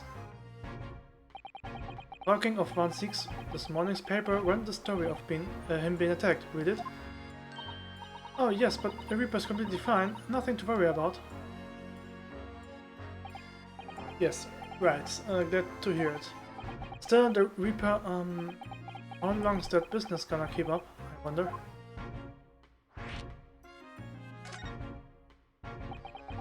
The victim of the case, the investor, as the Asman. He was another of the Reaper's victims, or so I heard. Lord Baron Van Zieks is a top player's prosecutor, but even he can't always push the right verdict, though, through. Sometimes justice can't win. Yes, I've heard about jurors being pripped and evidence being falsified. And that's how the notion of the Reaper of the Bailey came about, isn't it? Obviously, Scotland Yard suspected Van Zieks initially. We all assumed he was taking matters into his own hands if he failed to seal the deal in court. Although the man himself denies the charge. Well, we have done a very thorough investigation, and the conclusion we reached is that Lord Van Zieks is in no way related to the death of those people outside the courtroom. There's no question in my mind. I would stake my reputation on it. I would. If that's true, then how do you explain it? All those defendants couldn't just have coincidentally died if nobody killed them. I know that, but I can explain it. The mystery after all, isn't it? That's the whole point of the Reaper. Professor Hairbrain mentioned something else. That at university, Lord Van Zieks was a totally different person, easygoing and kind. You what? He said that if it was after they both graduated that something happened to change the man. Do you have any idea what it was? No clue. Really? Look, I've got my hands full of watching over this frustrating crime scene. Why don't you go and make a nuisance of yourself elsewhere?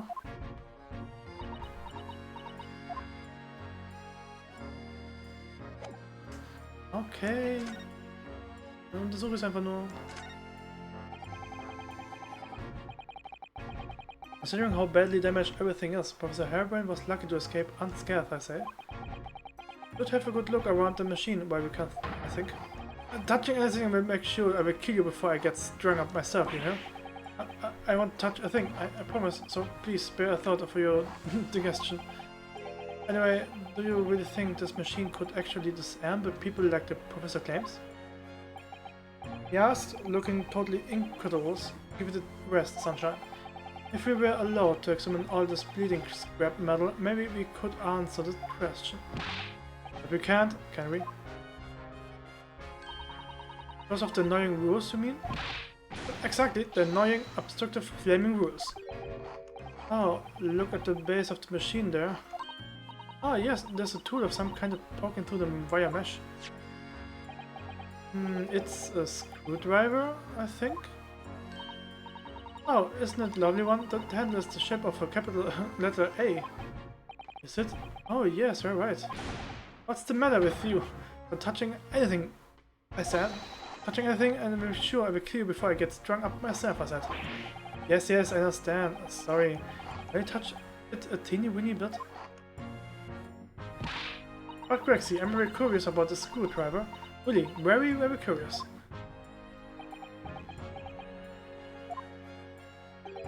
Nice, ladyship, you're so clever, you ladyship. Fancy spotting something like this. But I'm afraid I can't let you have it.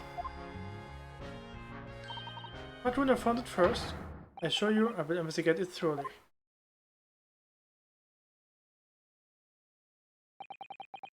Gone off with it. Oh, it was very mean, I'm afraid. Dr. Gregson is going to make a very clumsy and embarrassing mistake in next month's installment now. Poor Grexy. Yep. Ich glaube, sonst gibt es hier gar nichts mehr, ne? Das ist, glaube ich, auch egal. Ja. Dann gehe ich mal zurück. Okay, was war das? So, warte mal, wie komme ich überhaupt zurück?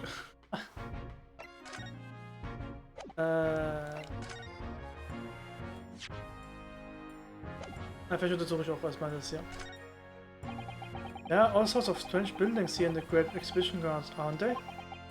I seem to remember something similar being exhibited in Japan at one time. Oh, in your country, you know? I do wish I could go and see it. I present a particular steely samurai with a present of one of her stories I've written especially. And see if I could get Hurley into a jam against some merit master ninjas. You might not find as many of those sorts of people around as you think. Oh, well, that's dull. No, but I do know a prosecutor with a John Match top knot I could introduce you to.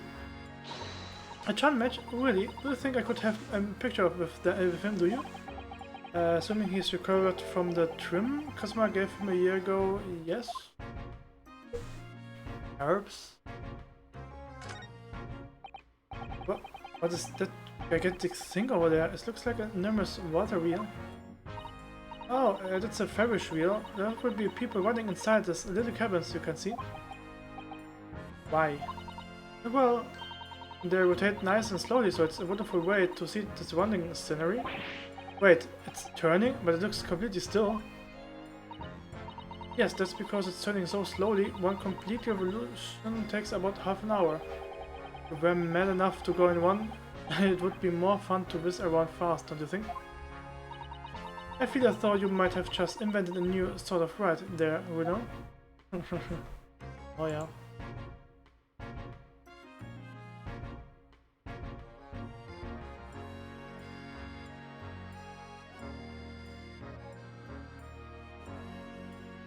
Sonst gibt es hier nicht so... Warte mal, ich kann nach oben. Oh! Da kann ich nach oben gucken.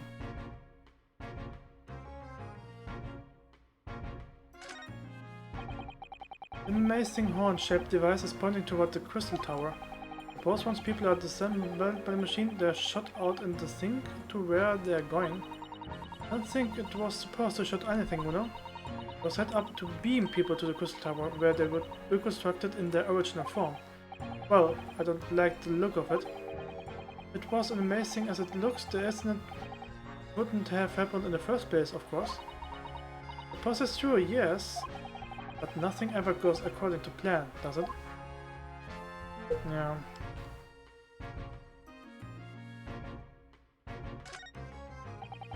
Notice are the people carrying balloons standing silently in the skies above over London? I always thought the day would come when humans would discover how to fly. Now I mentioned it would involve them being suspended from colorful floating temporary handballs. I'm sure it must feel amazing being up this among the clouds. Let's take a ride together, Runa, please. If I'm being perfectly honest, I would like to try it. But without a cast iron guarantee that the thing won't plump to the ground, I'm too scared. Oh well, in that case, I should tell you what Hurley said. It's physically impossible for a flying balloon to plummet to the ground, as long as it doesn't explode. Yeah. Yes, call me crazy, but I think that exploding part might play on my mind a little. No, a little.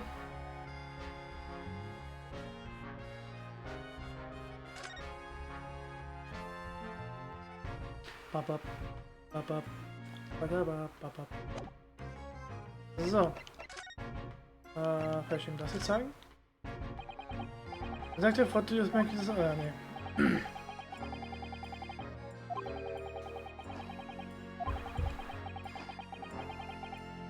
Dann nicht.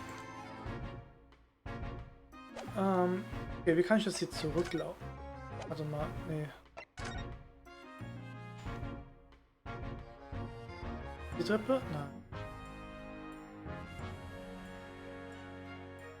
Nee, also von hier komme ich auf jeden Fall nicht zurück. Da muss ich mich bewegen.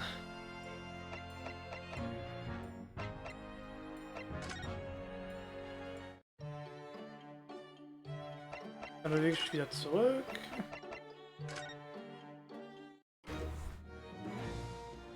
Ah. Soll ich hier ein bisschen untersuchen? Also. So. Oh look, what's this? A ripped piece of cloth? It's not like any fabric I've ever seen before. Very thick and stiff, it looks extremely durable. It's canvas, I think, with some sort of rubber backing. And the edges appear to be a bit charred as well. Maybe that means it had something to do with the explosion? Let's make a note of it while Gina's mid-yawn.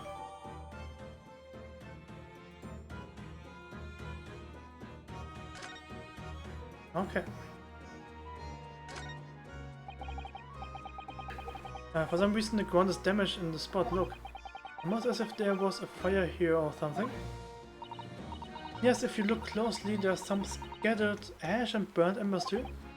Well, I suppose there was a big explosion just above here. You probably wouldn't bet an eye that at a small fire like this would have been. I'm not sure why English are quite that laid back, you know. What's that? Ah, it looks as though somebody dropped something beyond the tree just here. Dropped or hide?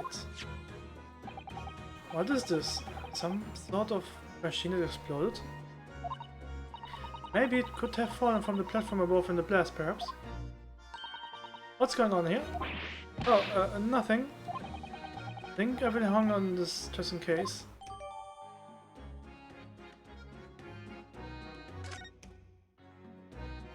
Okay. Oh, hier nach oben gucken. Ah, ja. That's where the cove ended up after his instant kinesis, or whatever they call it, that of course. Yet they are calling the experiment a success. What he wouldn't scaffold there for?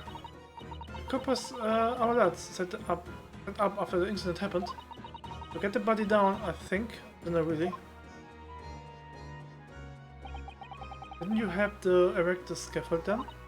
Nah, look out to this mom, I think. Wondering about the exhibition and keeping a lookout for the fun stuff.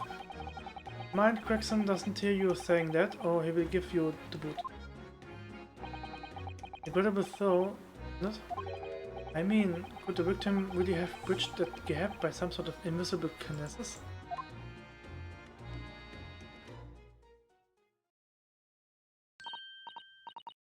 No, listen. What is this? Been thinking. Really might know something, mightn't he? About what? About Mr. Reaper. About to Lord 1/6, you mean? Because it sounds like something very significant occurred after he graduated from university. I think that completely changed his life. Maybe, but I have no idea where to find Mr. Sholmes at the moment. He's in the middle of some big case, isn't he? Yeah, this is what you need. What is this? Some kind of entrance ticket? Madame Tuspels? Is this supposed to mean something to me? I don't know it. It's the most popular attraction in London at the moment.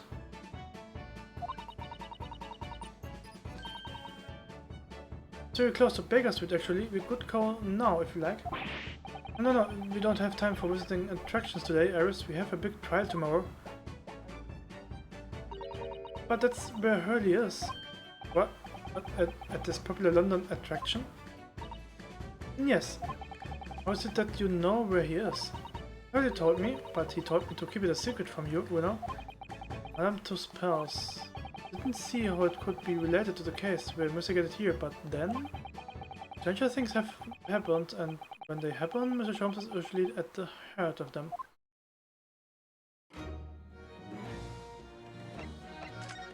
Engagement.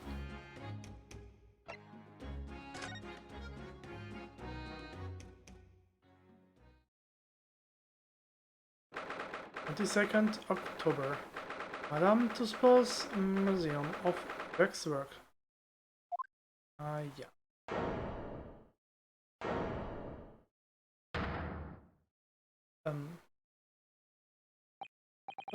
What is this place? Look at all these terrifying scenes. But why are all the people so still? Guillotines, worthless murders. Know what I will be doing about tonight? They're all wax models. They are amazing realistic, aren't they? What do you think, Bruno? Shocked? What? Wax models? Where? I read about dead bodies and wax once in a magazine about strange phenomena. Depending on how corpses are kept after death, parts of them can turn to wax, apparently. It's called adipocere. Not talking about creepy things like that, you know. You're scaring me. Anyway, adipocere doesn't form readily. What now? I've just remembered something else I read. Another magazine about strange phenomena. There was an old lady, maybe a witch, who used to do molten wax over corpses and put them on display. None of the exhibits in here are real. They're all entirely man-made replicas.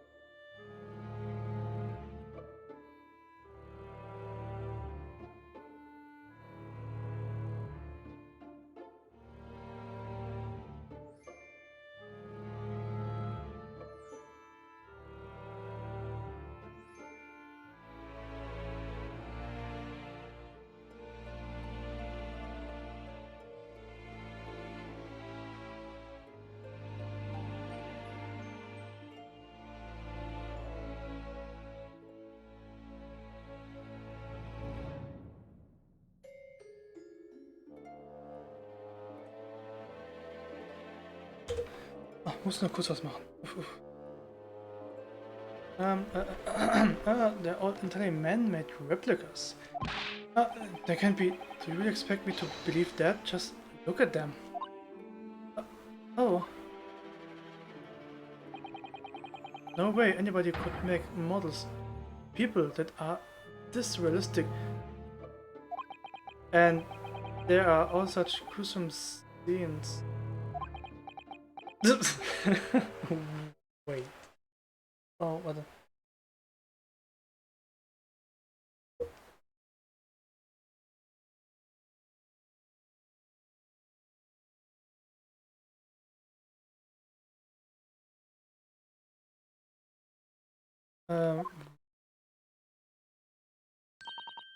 What is it? Oh, no, must be seeing things. Was ist das? Warum? Was? Is this an arm? Looks like an arm, doesn't it? Maybe one of the waxwork models has fallen over? You don't think it could be the work of one of the mass murderers in here, do you?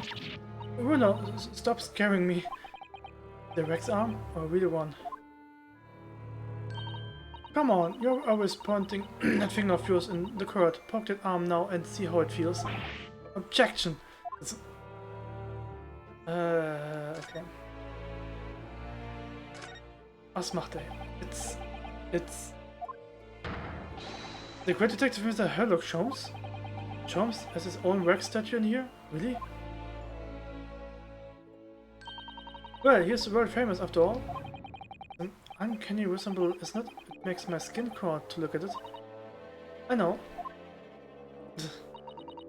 But look, Arano, you can kick his early and he doesn't move a muscle. I can't go around kicking the exhibits. Wait. Oh, it just moved.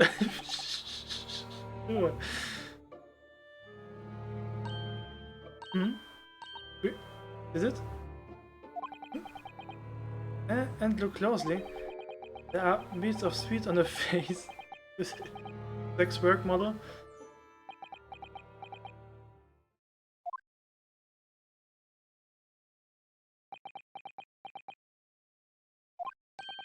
Shall we move on, Iris?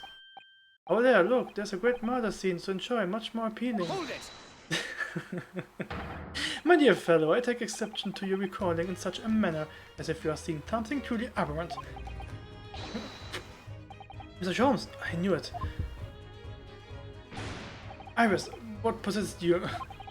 I strictly forbid you from divulging my temporary waxwork secret to Mr. Naruto. Temporary waxwork? What do you mean? And that kick, could you not have exercised a little more restraint, you windled me? But Bruno has something he needs to ask you.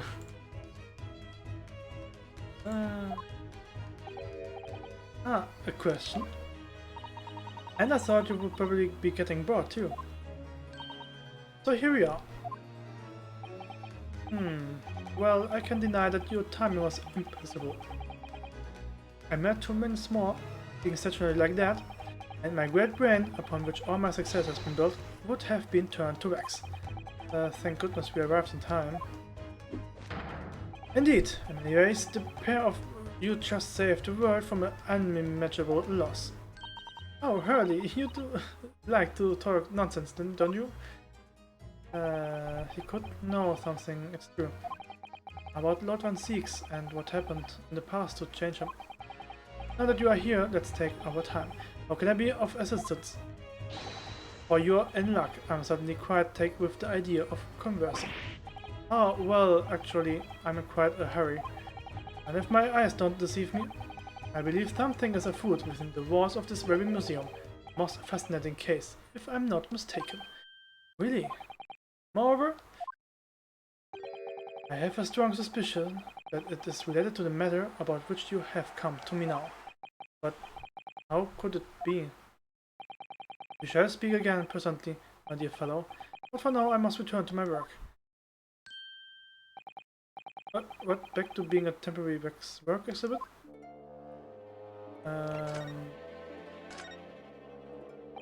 What is this place? Oh no. Oh, okay. Madame Tussauds came to London from France 3 years ago, I understand. Since she opened this little waxwork museum last year, it enjoyed great popularity in London. There are museums like this in Japan too, but this displays are something else. I mean, they aren't made from actual real people, are they? The extreme realism of these waxwork models is a particular secret of the Tussauds family, they say. They earned honoring during the French Revolution for waxworks of victims of the guillotine. Ugh, that sounds grim. The gruesome scene were portrayed with some realism in the expressions of the faces of the condemned. Apparently, the sculptors would make the models directly from the corpses right there at the side of the executions. That really turns my stomach. That's one of the several legends about the Tussauds family. Whether there are any truth in it, I couldn't say. But anyway, this museum houses models of famous people from all over the globe. Nevertheless, the most popular area of the museum by quite some margin is the House of Horrors. House of Horrors? Horrors visitors numbers are dwindling now as a result of the Great Exhibition. But people usually flock here to see the exhibits of some of London's most vile criminals at the gruesome work. Naturally, most of the miscreants portrayed here were sent to the gallows. So they are even stiffer now than the models of them. Have you heard of poor taste? My dear fellow, the public live for poor taste. They yearn to be shocked. So the headers exhibits in here are... They are portraits of real events that actually took place. It's just me, or did the temperature in here just seem to drop? Anyway, I advise you not to think too deeply about what you see here. Oh, he's back to being a waxwork, you see? What do you mean by a temporary waxwork, Mr. Jones? Exactly what you see. I am part of the exhibits here, catching the criminals in the act. Catching them? Every half an hour, I'm home in a different killer in one of the displays and adopt a new pose to ensnare him. When members of the public come for a closer look, I offer them my hand to shake. For a shilling, I will happily allow them to take a photograph with us. Does he mean him and the waxwork with murders in here? But why, Mr. Sholmes? My dear fellow, isn't it obvious? For the money. Really roared at me there, very fitting in the House of Horrors. As it stands, I may struggle to pay this month's rent, and I have the ravenous ears to consider. Oh, Hurley, I'm so hungry. If push comes to shove, I shall have to ask you to do your bit, Mr. Naruto. It's the treating you rope me into now. So, with that in mind, how about a photograph? Special treat, you may have a pure cake of murders and scoundrels in here. The choice is yours.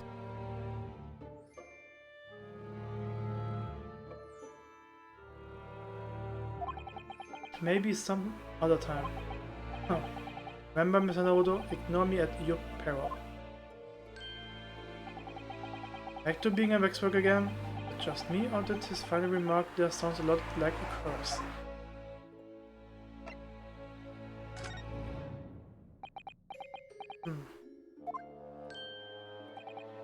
Well, what is you like to ask me then? Actually, it's about Lord Van Zeeks. Ah, our friend Mr. Reaper, how did you find him? Well, I trust.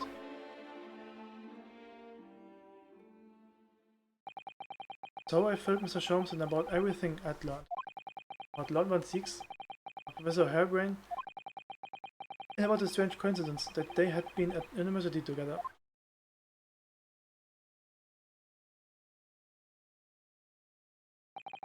Now I'm wondering what it was that happened to make Lord Van Zeeks such a different person. I was sure that you would know, Hurley. Yet there was something going on here in this exhibit hall before. Something was afoot. That you believed it was related to what I wanted to ask you about. Mr. Sholmes? Suddenly it climbed up. Well, seems we have reached. Greetings.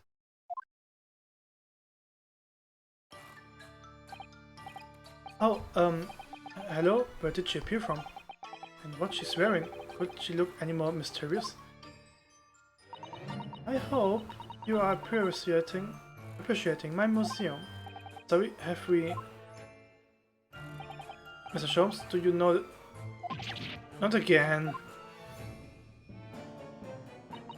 My apologies, I'm Esmeralda Tuspers. This is my Museum of Waxwork. What? You are the Madame Tuspers? Bien sure, though only 26 years young, I might add. Significant somehow. I'm a madam in name only. It adds a certain je ne sais quoi. Right. Firstly, I must apologize for my waxworks, or rather, one waxwork in particular. It will be Mr. Sholmes then. I was led to believe he was a great detective, but he seems unable to settle. Next time you move from your design exhibit, we'll be torn in trouble.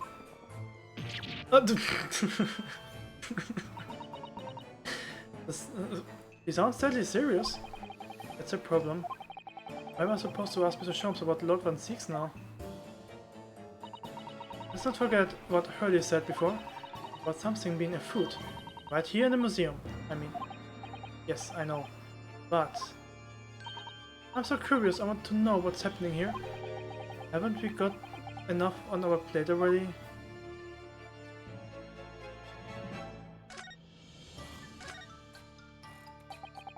Did you make all these waxworks, Madame Tuspers?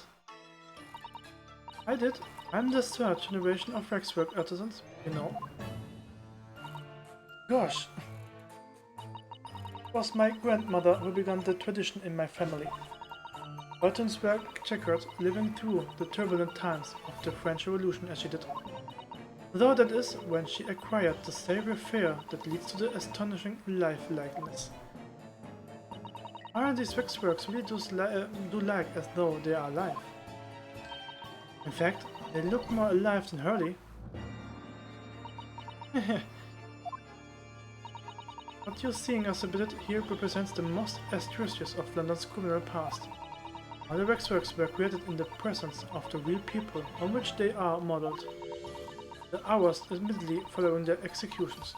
That, equal to the extraordinary lifeline. Sounds terrifying. All works of life have similar challenges, I'm sure. Carry out one's trade per excellence, one must go to extraordinary length. My exhibits are a reflection of society. I create only that which the public wishes to see. Why couldn't the public have wished for something less horrifying? Do not fear. Sorry. This room is the only one in the museum with such a macabre theme. We hope you will explore.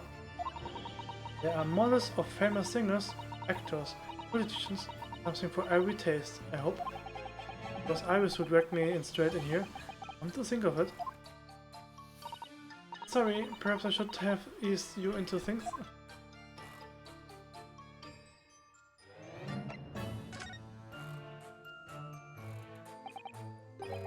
What's the situation with that? Ah, my temporary waxwork model. He approached me some days ago, you see, a business proposal. What sort of proposal? My dear madam, what this sparse experience needs is the addition of a world-famous great detective. Or words to that effect. Ah. Naturally, I am well aware that Mr. Sholmes is widely known in London as a talented detective. It's great detective, actually. He's very specific about it. Yes, it's cream de la creme. Creme de la creme, so I wasn't keen to come to an arrangement with him, of course. But sadly, we were unable to agree terms. Let me guess, someone wanted to charge an exorbitant price for these services. For a mere £500, I will divine into your cauldron of wrecks this very moment. Or words to that effect. The Sholmes might have overdone it slightly with the sales pitch. Regrettably, the museum has a shortage of funds at the moment due to unforeseen circumstances. We came to the current arrangement instead. Really doesn't really need to do what he's doing through, does it? Does he? I would think not, but he was very insistent. I have a filled 50 shilling problem that must be resolved by this morning. Or words to that effect. The pawnbroker that was it is, he must have something to redeem. The consulting detective work not going so well.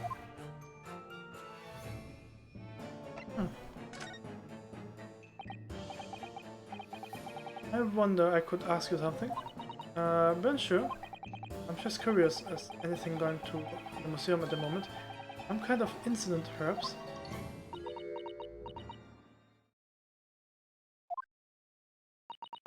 Whoever suggested such a thing to you?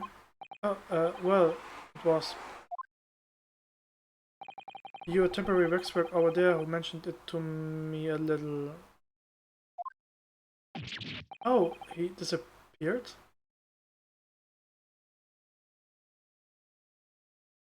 Foolish. Waxwork is a work of art, not some dirty object for trade. Ah. There you are.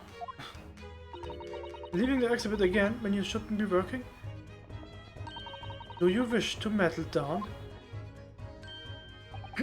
My dear madam, Tuspers, save your requirements, there are more pressing concerns.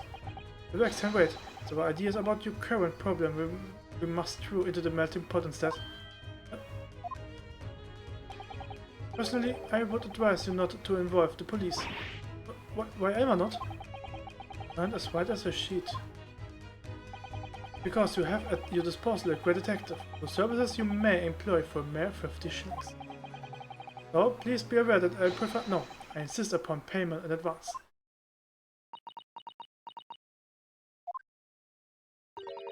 Very well.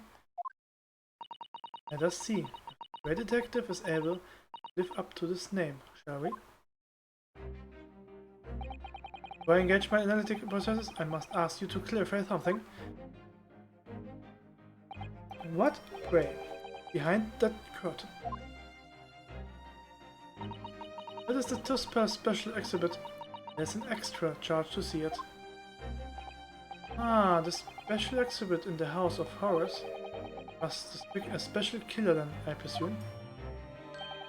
Would you be so kind as to draw back the curtain, I wonder? Absolutely none. There's nothing amiss behind there. Nothing amiss, madam. What about the arm protruding amiss from the under the curtain? I strongly encourage you to allow me to see what lies beyond before the situation worsens. Yes, very well. We'll draw back the curtains. Only I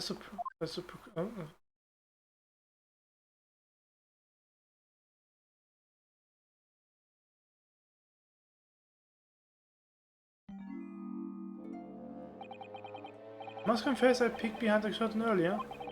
This special exhibition is very bleak graveyard scene indeed.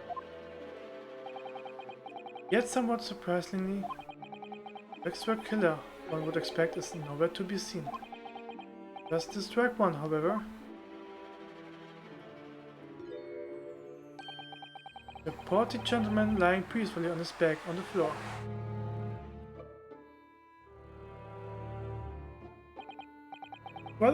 Well then perhaps, Mr. Holmes, that man on the floor is the ruthless killer himself? I'm afraid not, my dear fellow. He's a perfectly ordinary London gentleman, not even a waxwork in fact. What? As skillfully made as those waxwork are, they are always distinguishable from real humans. So, allow me to present my two conclusions. First, that a sizable business transaction has been taking place in this special exhibit. Why? Why would you say that? And the second, that the aforementioned transaction is linked to that serious crime. He looks as pale as a candle wax. I don't understand. So, Madame Tuspers, you have agreed to my fee. You shall now have the pleasure of seeing his famously great detective and temporary exhibit at work.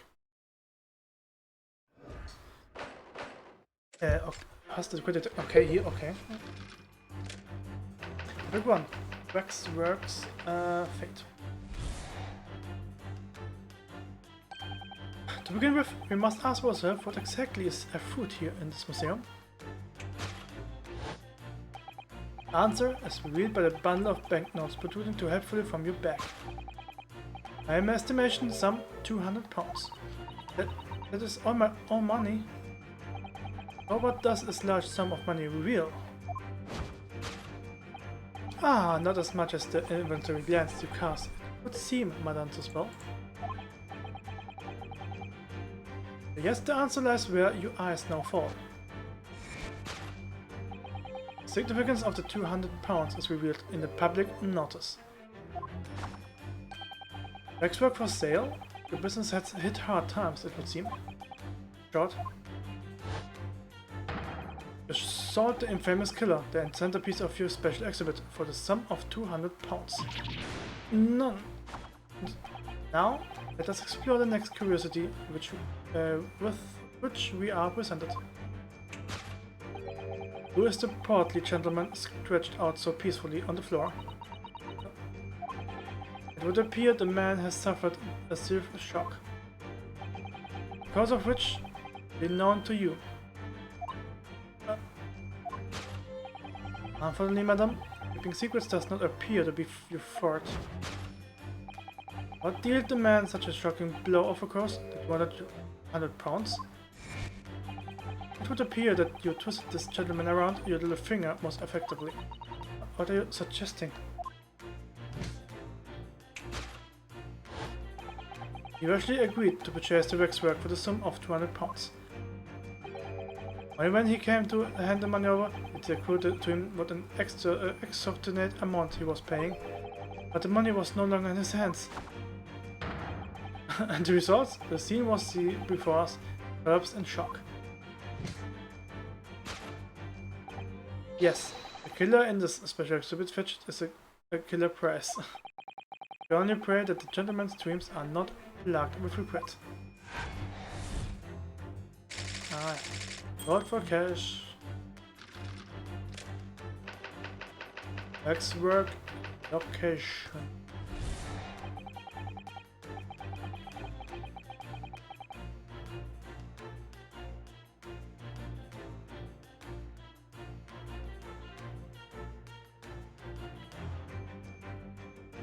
The question that arises then is what has become of the waxwork that changed hands.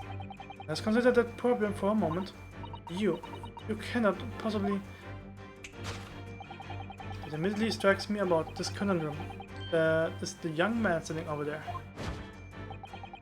Who is this fellow? To find the answer, we need only observe his neckerchief. Such is worn by policemen as a secret sign, fellow members of the force, that a crime is being perpetrated. Yes, this young man is an undercover policeman currently investigating this museum. I know him well, in fact, it's Sergeant John Clay. What are you talking about? Man's quite a celebrity, he received triple accolades at last year's policing awards. But... Next, turn our attention to the old man set before him, the practically unsightly visage. I've been watching closely and he hasn't moved a muscle, I must in fact, if I were a waxwork. But your reaction only confirms my suspicions, madam. I notice at once, of course, observe. The telltale sign that instantly proves whether or not this old man is a waxwork is the Obvious price tag. Weapons? Artificially low price, you might say. Or perhaps the going rate for our aging waxworks with cracks.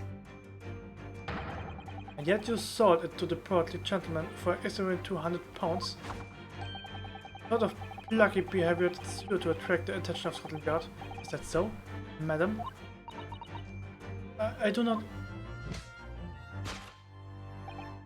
Yes, the waxwork you sold has already been seized by the police and remains in their custody as we speak. All men must be reunited with this grave in a special exhibit, and not a moment too soon. Forward already.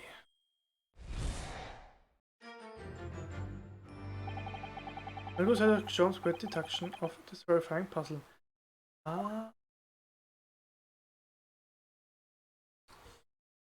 Never saw.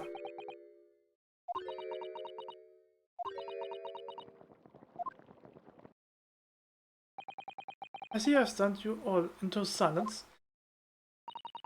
You have, Holly, you have. And you are obviously upset this young lady in the process. Her cold one looks awfully hot. If I could just bring up one point, Mr. Sholmes. Then there is no other one point. I'm all ears, my dear fellow. According to your deduction then, the special exhibit featured this old policeman. So that would mean that he's the particularly ruthless murderer, wouldn't it? The killer policeman? Otamo? Sorry. It was a mysterious series of murders that rattled the capital only last year. Police rushed to the scene every time, only to find a culprit had disappeared into the ether. It turns out the culprit was a policeman himself, a senior officer by the name of Otamo. I mean that's who the sinister-looking old man there is supposed to be? Indeed, it's a particular grim face, is it not? Unforgettable. In fact, yes, I remember that audience countenance only too well. But is 200 pounds a lot of money for a wax model? It would be enough to afford one of the latest steam carriages that puts things in perspective. So it is quite a lot then. Is there anything else you wish to add? Before I melt you down? That bubbling wax is looking more and more ominous. The smell of that old molten wax is starting to worry me. Sholmes did more or less just accuse her to her face, so I think I might have to call on your assistance here, Iris, if that's alright. Make some minor corrections to the great detective's great deductions. Of course, it's alright, we will soon see things straight. Well, let's get started then, shall we? Oh, Madame Tuspes wins her anger. Just what I was waiting to hear, my dear fellow. So, Madame Tuspes, in accordance with our agreement, I now have the pleasure of seeing this famously great detective and temporary exhibit at work. Wenn du das sagst. Course correction.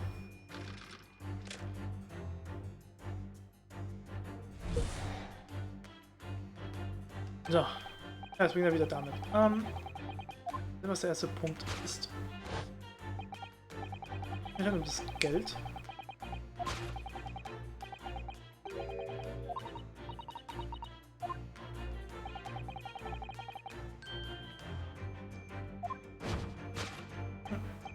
As much as I want to glance first.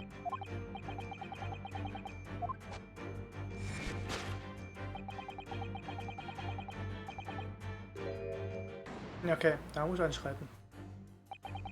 Definitely looked at this direction, it's true. But I'm not sure she will sell any of her wax workers even for 200 pounds. Oh? You must pour her out and so into making them, don't you think, over and above the wax? If it were me, I wouldn't sell them for anything. That much money, I wouldn't, but it sounds like that makes me a bad person. Well, anyway, I wonder if the 200 pounds could have some other significance. Let's follow the furtive glance again and see if there's anything else that could explain it.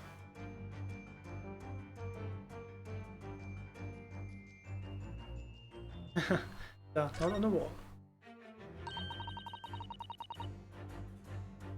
Was that not doing pinned on the wall there? Oh yes, let's see. Dear Madam to Spells, we taken the prisoner from this room. Price for the safe return is £200. Have the money ready by noon on 23rd October. What? This is just like the sort of thing that that's left behind when someone is kidnapped. Yes, it's a ransom note. Exactly. Take that!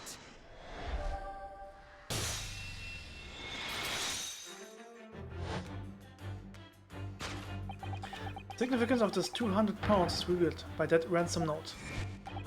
Right so, and we must calculate this criminals on the inventiveness abducting a waxwork. £200 is no small ransom fee, yet you clearly intended to pay it. The model in question has special importance, so I put together all the money I have. Haben, Kira! Oh, wie geht's? Tag gut überstanden? Tell me then, the £200 you have in your handbag is a ransom money. Now, let us explore the next curiosity with which we are presented.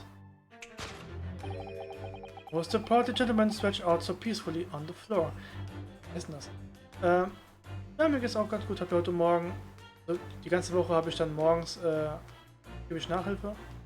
Und habe halt ein bisschen am Nachmittag gestreamt, den Fall zu Ende gebracht und habe ein bisschen neu gemacht. Jetzt angefangen. Weil ich möchte gerne schon das Spiel in den nächsten Tagen durchspielen. Damit ich das wenigstens durch habe und dann mal weniger lesen muss. Aber es macht Spaß. Auf jeden Fall.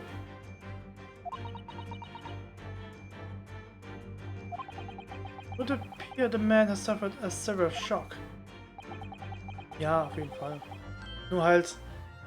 das wieder lesen, ne? Aber es geht klar. When not to you. Unfortunately, Madame, keeping secrets does not appear to be your fault. What dealt the man such a shocking blow was a source of £200. So if the waxwork was kidnapped, where does that leave us in terms of who the man was?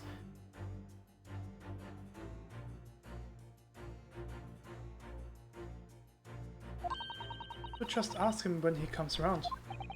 I think the point of this exercise is to understand the beauty of the deduction process, Iris. Yes, you're right. Hurley is trying so hard, we mustn't let him down. Well, there's little doubt that he suffered a shock. That much seems clear. In that case, what's Madame Tusper is trying to hide? Have a closer look around. Was eigentlich mit Sand? Will er nicht eigentlich streamen? Oder habe ich wieder den Tag verwechselt?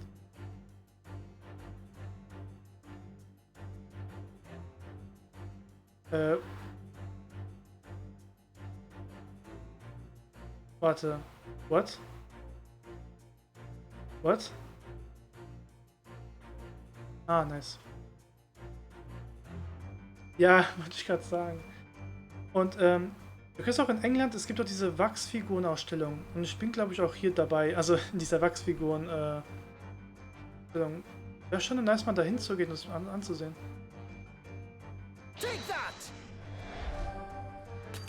Nee, ich muss das untersuchen. Wow. Also, okay.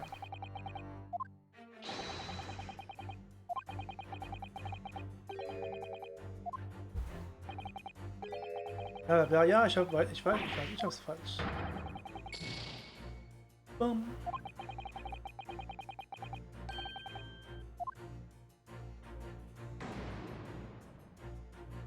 Ja, also das ist diese Horror-Sektion, haben die gesagt.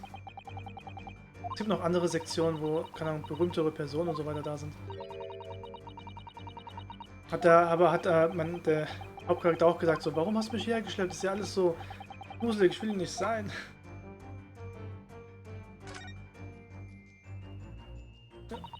This is just Madame Suspe's right hand. What? Yes, it must be. I can clearly see her left hand after all. Oh, but wait a minute. This is a left hand as well, look. Don't say such creepy things, Iris, please. And it seems very stiff too. In fact, it's really hard. But you mean it's made of wax? Oh, yes, waxwork hand. Take that!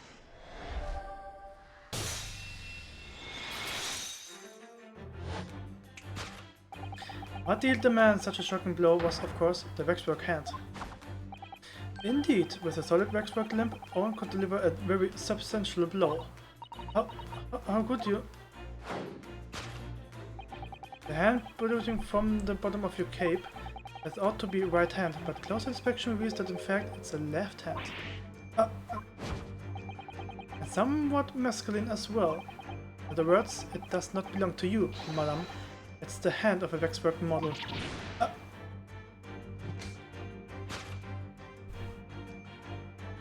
Oh. Some of the visitors to my museum can be troublesome. They meddle with the exhibits and cause damage. So you mean that arm? Yes, this gentleman saw fit to try to remove it as a souvenir. No small keepsake, like taking a whole branch of cherry tree then you go to view the blossoms. I'm afraid I had to teach the man a lesson. Okay. You confronted the man and tried to take the arm back. And the result? The scene was seen before us, he was knocked unconscious. A point we may need to revisit later, but for the time being, we have our conclusion. Yes, the killer in this special exhibit has been kidnapped. Kidnapped.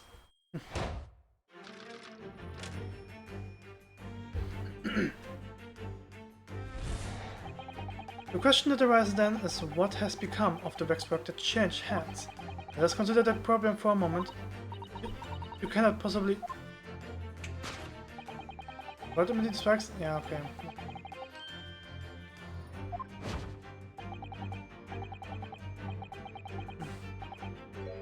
Ach stimmt, falls du noch da bist, Ira. Ich wollte schon fragen, ob du noch, wo war das? Den Moderatorenraum deinen Avatar hinzufügen. Das ist zwar das Modell, weil ich wollte eigentlich noch mal das einstellen, dass ich eure Avatare bei mir im Stream dabei habe. Müsst ihr noch mal alles einstellen. According to Mr. Sholmes, Leoneka chief is assigned to the other policemen that some crime is underway. Way of communicating with this codex without revealing his identities. Yes. Ja, okay. Dann gucke ich mal, dass ich das irgendwie mal die nächsten Tage mache, wenn ich zu mal komme. The secret that closely guarded by Scotland Yard. Mr. Sholmes didn't hesitate to give away. Well, uncovering secrets is in any true detective's nature, of course. Right. Anyway, judging from Madame Tuspe's reaction to Mr. Sholmes' deduction, I think perhaps we might not have identified the man quite correctly. Ist es nicht, dass er einen Arm verloren hat? Ja.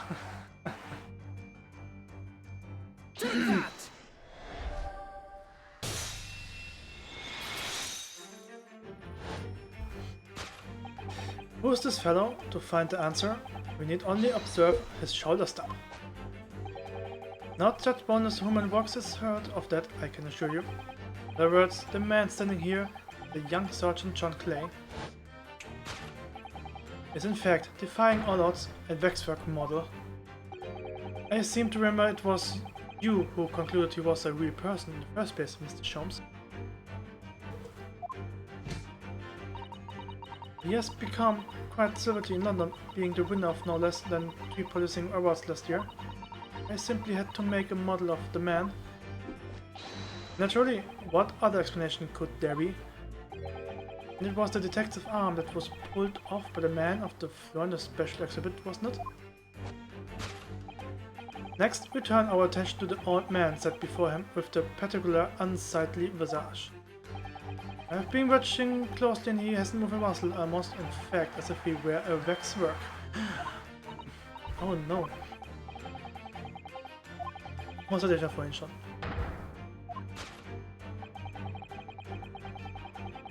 Ich glaube, der Preistag zählt aber für diese Schale. Killer policeman called Ottomon, was it? Was he well known? It was all over the papers last year, but I can't say I know what he looks like. A very low price though. Your pants isn't much money. Enough for a few measly hours of gas and Mr. Weather's delightful lodgings. Fact. What is the special killer taken from the special exhibit, is it? Waxwork at somebody's store for the museum and tried to ransom for £200. This crusty old killer policeman Ottomon, really? Perhaps we should have a good look around again and see if another idea pops up. What?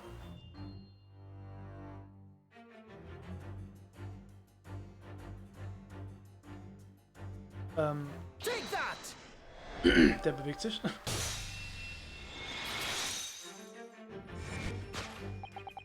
The telltale signs that instantly proves whether or not this old man is waxwork is the obvious twitch.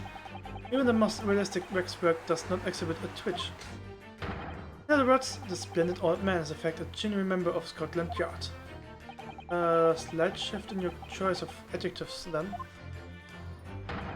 And there you have it. Well, Madame Tuspels.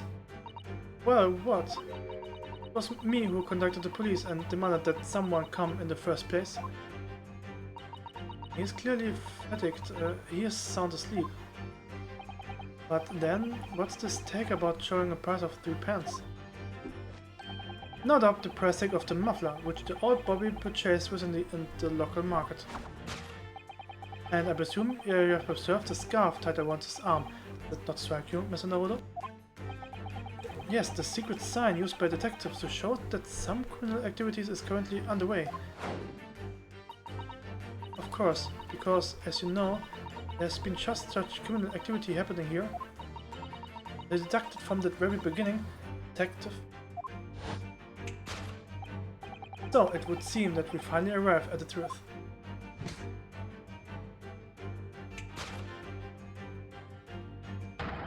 Waxwork of the especially ruthless killer from the special exhibit has been kidnapped. And Scotland Yard are already investigating. But the model's whereabouts remains a mystery. This concludes Sherlock Holmes' great deduction of this horrifying puzzle. Still a mystery.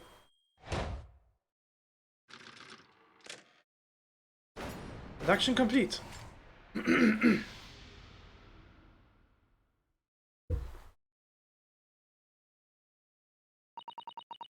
All sorts of people visit my museum here, men and women, young and old. Sometimes they drop it just for a short time on their way back from the pub. I welcome them all. Anyone tries to damage my exhibits, I do not take it lightly. Anyway,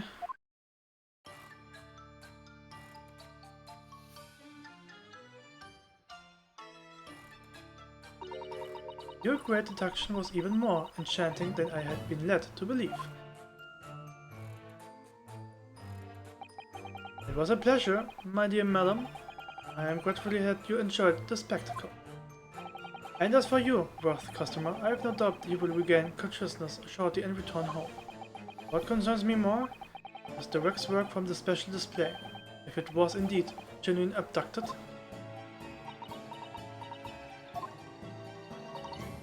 Yes, literally, it was.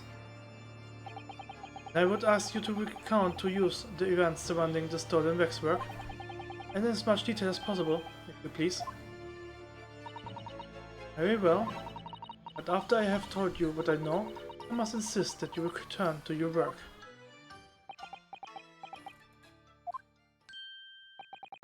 Talents of a great detective could be put to better use, I feel, but as you wish.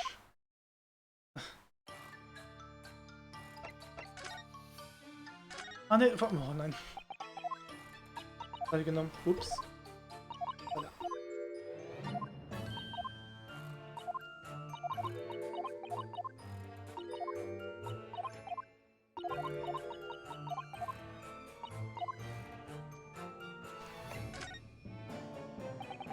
Tell us more about the stolen waxwork, please. It was some days ago now when I came in here one morning. I immediately noticed that the waxwork was missing from the special exhibit here. It's your most prominent display, so that's why the certain were closed. And I found a ransom note in its place. Robert must have broken in during the night and taken it then. Though this waxwork that was stolen, it was a model of some horrible criminal, I suppose? Of a particular horrible criminal, in fact. A killer who left a more profound scar on society than any other, I would say. Professor. Not a name I've heard of.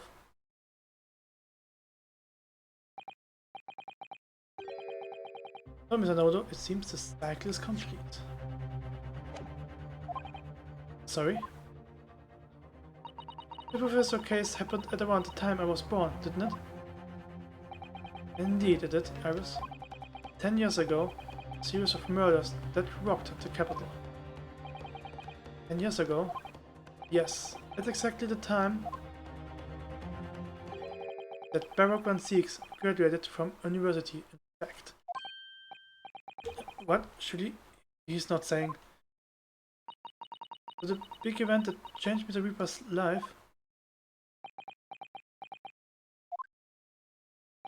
As you have summarized, it was the Professor case.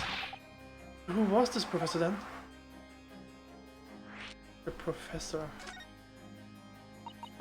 It was a series of gruesome murders that had all of the London crypt in terror a decade ago. The 5 victims were killed, the man was arrested and put to death. And now he is immortalized here in wax for all Londoners to admire and enjoy. Though, of course, he happens to be absent at present on account of that abduction. Yes?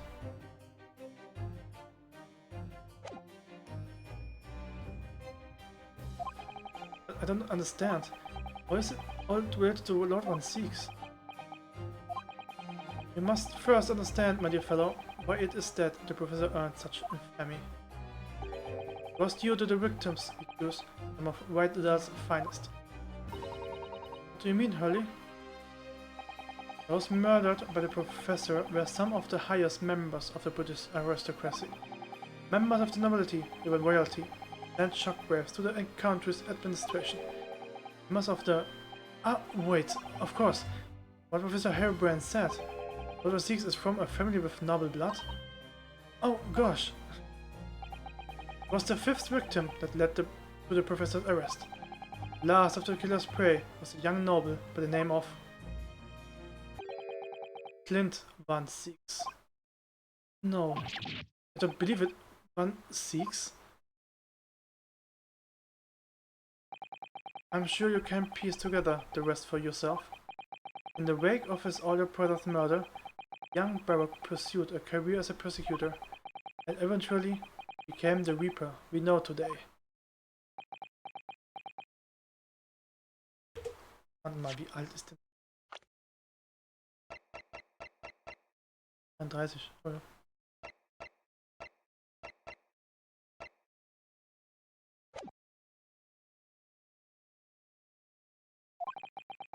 I had no idea Lord Van Siegs had such a tragic past. Well, I'm afraid that's all I can say on the matter, for the time being at last. After all, I have work to do. As a waxwork exhibit. Okay, dann viel Spaß. I'm afraid I shall have to excuse myself as well. Oh, yes, of course. It's been a pleasure. Thank you. Oh, whoa.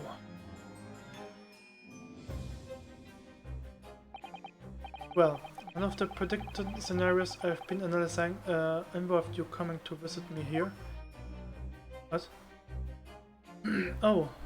It's been too long, it really has. I'm delighted to see you, Baroque. It's been 10 years, and here we are, meeting in a prison of all places. I can forgive myself what happened to Mr. Usman, I just can't. I still can't believe it could happen. Tomorrow, the court will decide. Yes. I have a young Eastern man acting for my defense. It seems reliable enough, though. It was an accident, a terrible accident. Yeah, sure, he can prove it. I must warn you. Oh no, I know, I heard already. You're going to be prosecuting, aren't you? Yes. Since I returned to England, I've heard lots of stories. Barak, are you really... What? Never mind. Now that you have my best interest at heart. My friend is on trial. I wouldn't entrust it to anybody else. Of course, I fully understand. Thank you, Barak. Until tomorrow then. I will see you in court. Was? Haben wir was miteinander abgesprochen? Oh shit.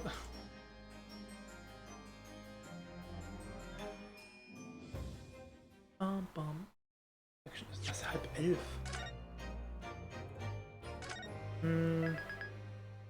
Ach, glaube ich noch bis zum Anfang des Gerichtsteils, dann mache ich heute auch erstmal Schluss. Mal gucken. Wobei, ein bisschen geht noch. Gleich im Stehen. 23rd October, 8:52 AM. Old Bailey, defendants and chamber.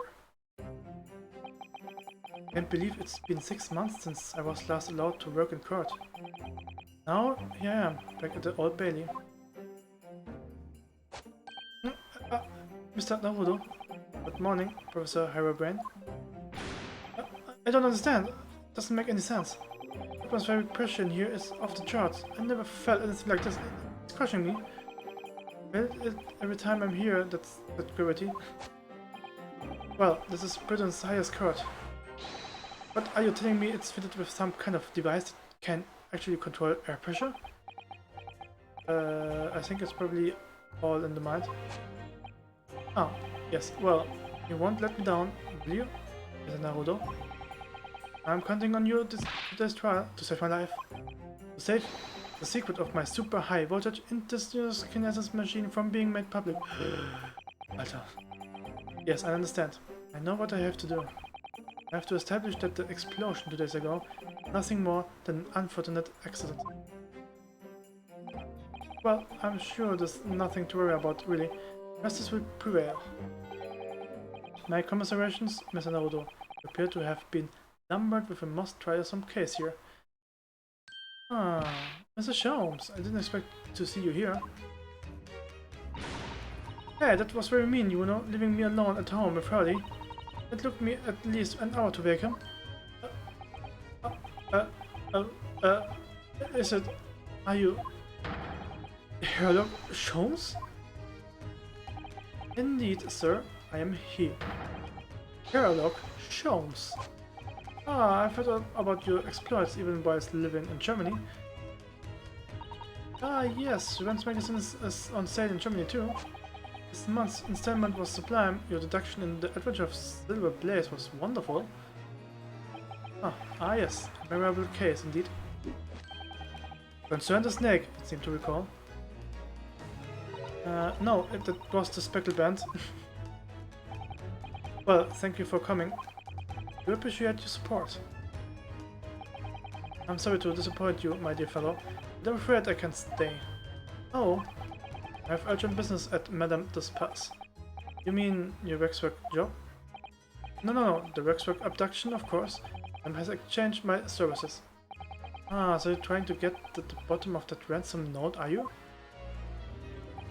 Their week's wages depend on it, and thus the safe return of the waxwork naturally. As such, I tend to give it my undivided attention. Oh, well, never mind then, I understand. Of course, with my skills of observations and reasoning, resolving the matter will be easy as proverbial pie. I return forthwith. For until I solve the case, I shall have no money to afford a pie in a description. Oh, then you must absolutely give it to your full attention, Hurley. Right, Iris? Quite. Life is riddled with irony, you know. Whenever I give something my full attention, I have a quite insatiable desire for a pie. One of the universe's intractable mysteries, you might say. Oh, yes, quite, definitely, absolutely, I totally understand. Someone a little starstruck. I wish you the very best luck, Professor Hairbrain. Why, thank you. Before I depart, Naruto, a word in your ear, if you please. What's this about? As you have remarkable little grounding in science, I feel I ought to inform you. And compelling at this super high voltage intentional kinesis hypothesis may be, a practical implementation such as was attempted by the professor at the Great Exhibition is quite impossible. But the professor said the demonstration was a success. Yes, it would appear that the fervently believes it was. I read Professor Pennybrand's paper about it too, and I have to say, I'm sure it can't be done. It could barely be done theoretically, let alone practically. So he's completely barking up the wrong tree? How could an experiment that had been no possibility of succeeding, in fact succeed? It's contradictory. And it's that contradiction that will be at the heart of the trial, I have no doubt. What's that supposed to mean? Now, I must hurry along. I wish you the best of luck, my dear fellow. See you later, Hurley.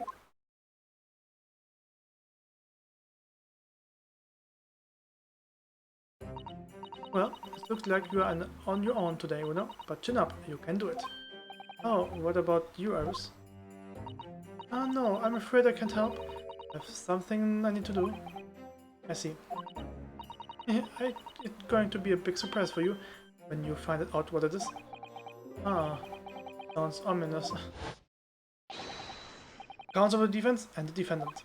Court is about to be in session. Make your way into the courtroom at once. We are on our way.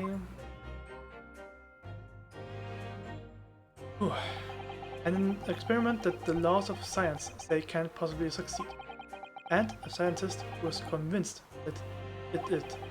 That's the riddle you have to unlock here, Ryonosuke. That's the key to this case. Ja. Kurzen Pause. Hier weiter. Vielleicht ein Stündchen oder so.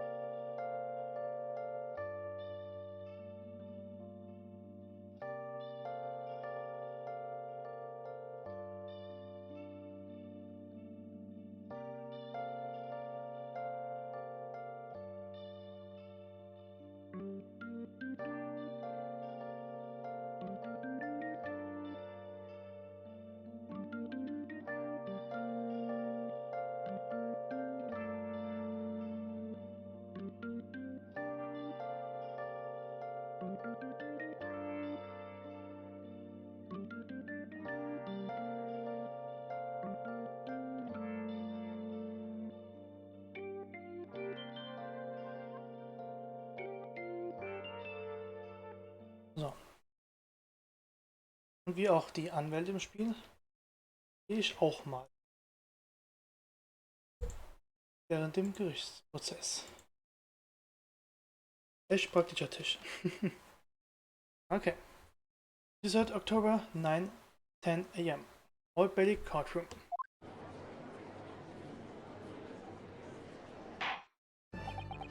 In the name of Her Majesty the Queen, I hereby declare this court to be in session.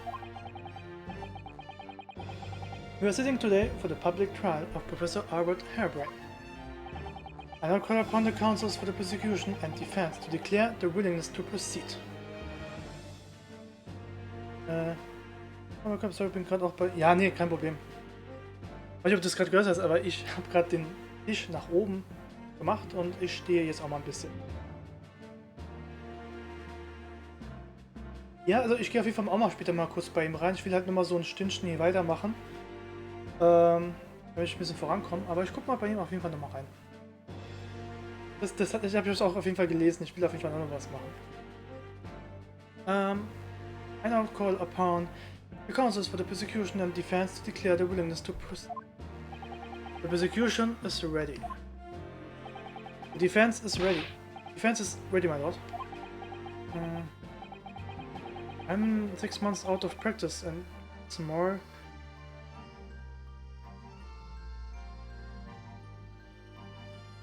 Also ja, nee, ja, danke, dass du trotzdem da warst und was, sein Charakter töten, okay, muss ich mal gucken. Ja, dann mach's wahrscheinlich bis später. Ich gucke mal bei euch beiden mal rein. Oh ja, mein Assistent. I'm without citizen today.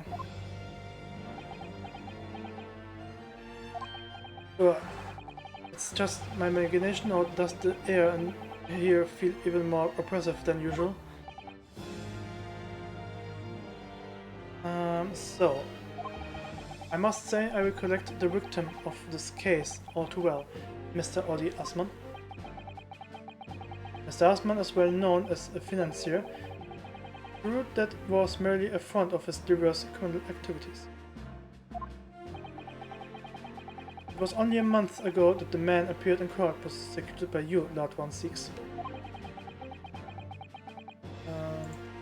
But the jury unanimously found him not guilty, because every member of the jury had been pricked by the sound of it.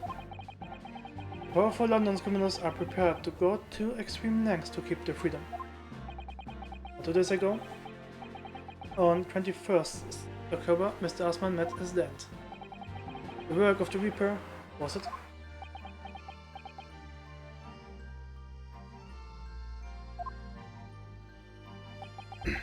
That is how your lordship would describe divine retribution? But the fact remains that Mr. Assmann's death was a direct result of the actions of the accused, Professor Harebrain. Very well done.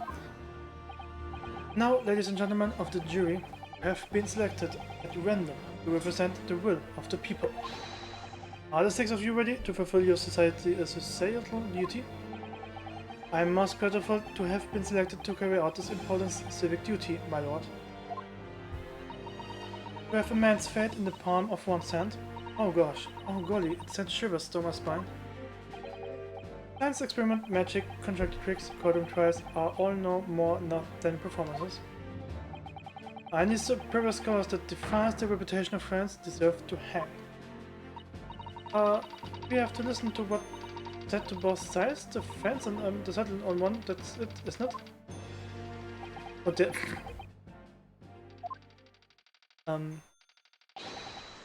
wasn't like this in my day, wasn't like this at all. Let's police killer Ottomo look like again, and he's exhausted as ever, it seems. Oh man. Now, as I'm sure you are all aware, the incident we are here to judge today directly took place at the Great Exhibition, shortly after its opening. Though the death toll could have been far worse, with the exhibition of the victim, no one was killed. Nevertheless, the dream of the science being exhibited rapidly turned into the nightmare for the spectators. A tragic turn of the events, and as a result the eyes of all London, no, the whole world will be on this trial. It is our duty to reach a swift and just conclusion, I feel. So, your opening statement, please, Lord 16. At the heart of this incident, this technology never before demonstrated anywhere in the world. One of scientists' latest developments, I take it. The government is keen to capitalize on the Great Exhibition to improve Britain's technological advantage. Technology being demonstrated by the accused was described as super high voltage instantaneous kinesis. Good lord. It's designed to disassemble human subjects using extremely high voltage electricity and beam them instantly to another location where they are subsequently reassembled. Is such a thing even within the realms of possibility? Well, I don't believe it, that's for sure. Not assembling people with electricity? My goodness, how shocking. The whole idea is absurd. The apparatus would never stand up to scrutiny. Sir, I believe you are a fellow of the Royal Society. Are you not an expert in your field? I am, and my word in the matter can be considered final. Instantly kinesis is poppycock.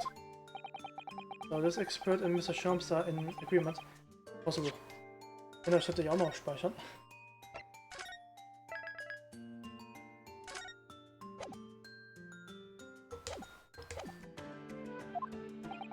What is the prosecution view on the matter? Prosecution would assert that the accused instantaneous kinesis demonstration was a success. What? What?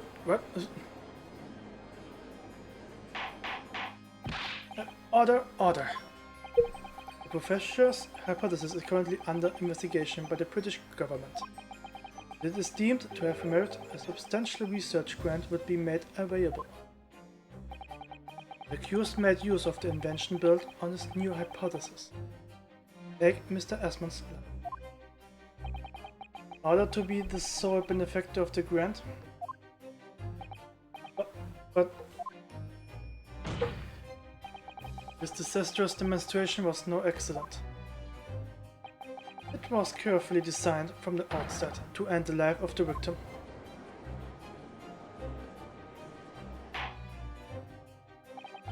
Thank you, Lord 16. The prosecution stance is clear.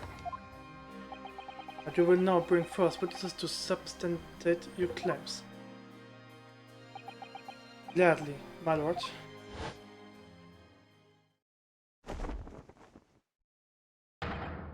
Bailiff, show the first witnesses to the stand.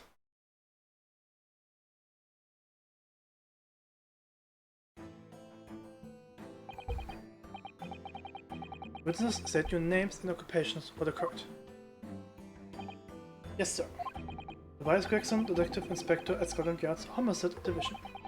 I was on duty at the demonstration on the day in question and in charge of the following investigation.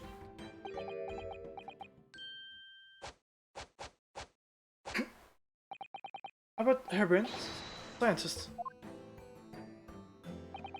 You were born in England, but have been carrying out research in Germany in recent years, correct? Yes, that's right. After graduating from university here in Britain, I went to work in Germany and made an amazing discovery. This is what brought me back. I had to demonstrate my incredible hypothesis at the Great Exhibition. But to demonstrate it was incredible, alright, an incredible explosion. But the science was a success. The instantaneous kinesis worked. Everyone saw it. They must have done. Yes, there was a terrible accident, but the demonstration of my hypothesis was a success. Well, the much is undeniable, as shown in this photographic taken by the forensic investigation team. It was taken inside the Crystal Tower, I take it. The centerpiece of the exhibition, no less. It That's right, my lord. It seems the victim went straight into it. I see. Very well. Submit the photograph as evidence.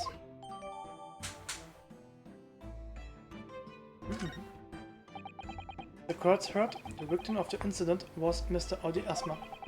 There have been a number of allegations made against the man, was putting them aside for the time being. He was the man who financed the research for the experiment and the demonstration itself. See, so to summarize the situation, the defendant is accused of taking the life of the man who funded his work, correct? Exactly. But couldn't it be that the explosion was caused by some malfunction in the apparatus used by the demonstration? That's right, that must be it. My splendid machine. My pure splendid machine.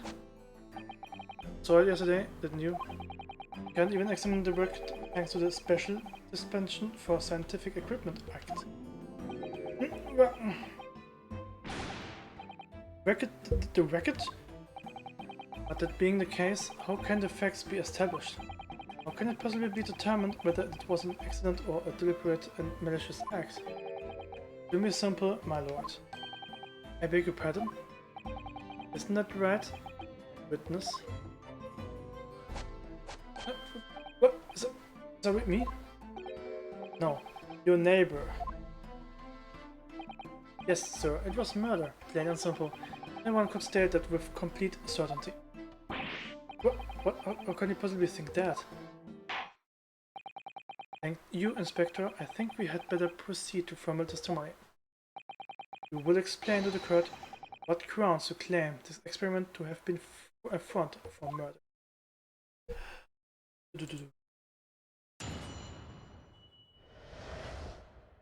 Front of murder. The corpse that went crashing to the crystal tower had a broken neck. I made a miscalculating in the angle of the beam projection, that's all. It was my mistake. But the post-mortem examination revealed another injury, a fatal wound. There was a lesion in the chest where the clearly been stabbed by something sharp right in the heart. The victim was killed before he went anywhere, and this fella's the only one who could have done it. Okay.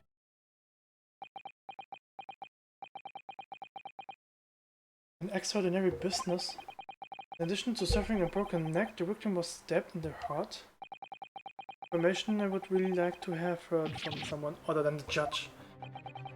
The coroner says death would have been all but instant from a wound like that. I would say, in fact, that the victim was killed twice by the accused. No, that couldn't be further from the truth.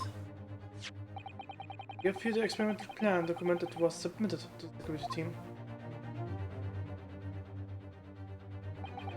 The victim stood himself inside something called the birdcage, ready to be beamed instantly.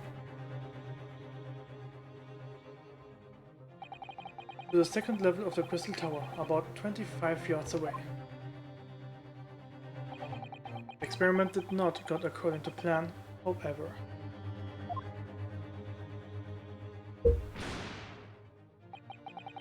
The machine was put into operation. There was a large explosion. Blast caused the beam transmitter to point higher than intended. Accordingly, thicknesses resulted in the birdcage materializing it mid-air, from where it subsequently fell, crashing to the glass of the crystal tower's large round window. My word! One assumes the victim's neck was broken upon impact with the tower then? I'm sorry, I didn't mean for this to happen. The machine was just too powerful. Honestly, really, I swear, it was just an accident, a terrible accident. Unfortunately, the excuse can't save you. No, not considering the sharp murder weapon that pierced the victim's heart. Murder weapon? What are you saying? It's the autopsy report submitted by the coroner. Prosecution would like it entered into the court record. Request is granted, counsel. Ja, und heißt das? Was steht da drin?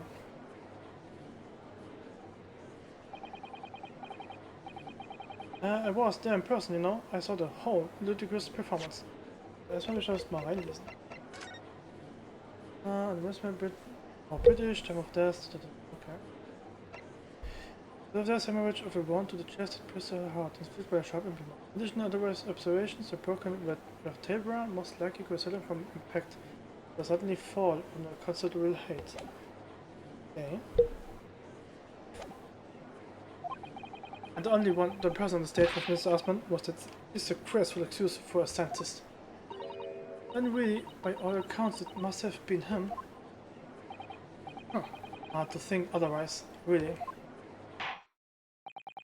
A Royal Council for Defense, did you have the cross-examination, please? Oh, yes, my lord. Need to focus here. You're right.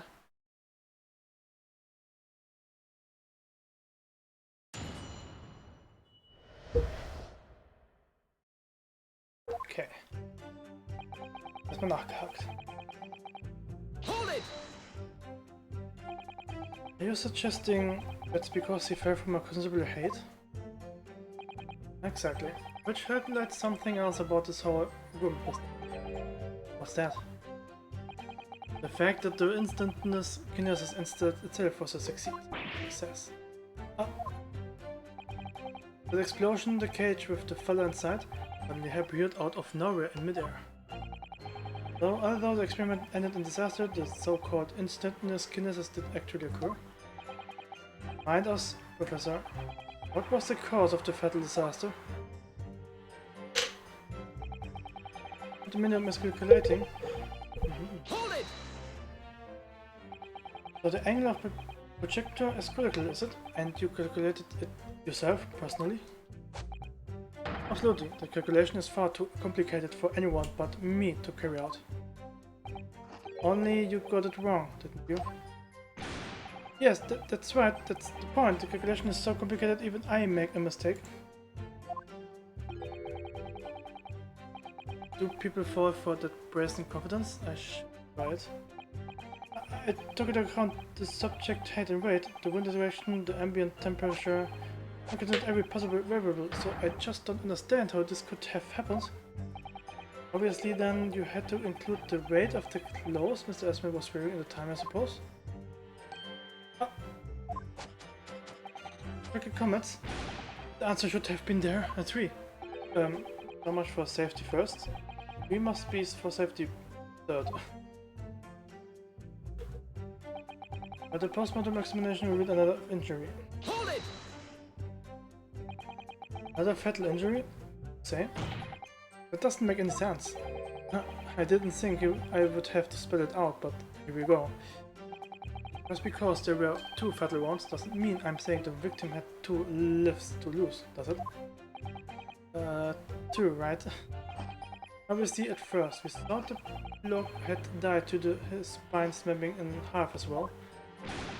But you're saying that's not the case? We will get your answer once I finish my fish and chips if you don't keep butting in every few seconds.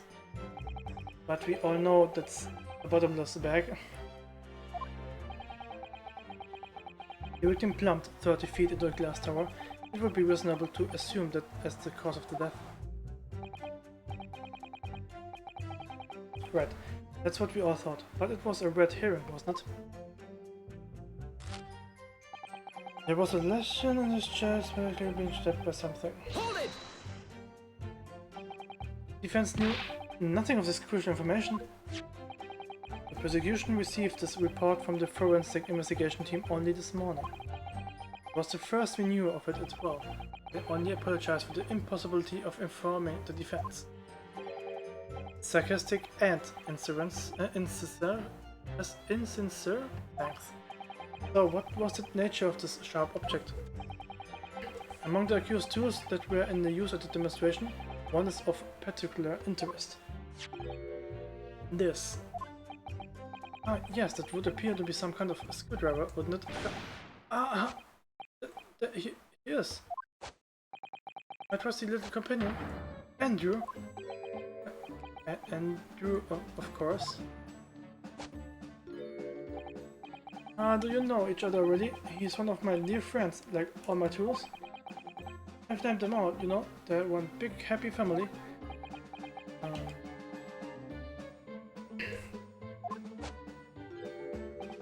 Andrew is my flathead screwdriver, of course. His brother Michael is a crosshead. Well, it would appear that your beloved Andrew has a red stain on his tank. That isn't...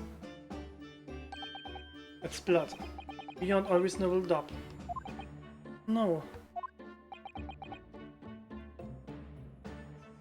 And that's not all. The long, sharp shape of his inner fellow is completely consistent with the victim's wound. What? What? No.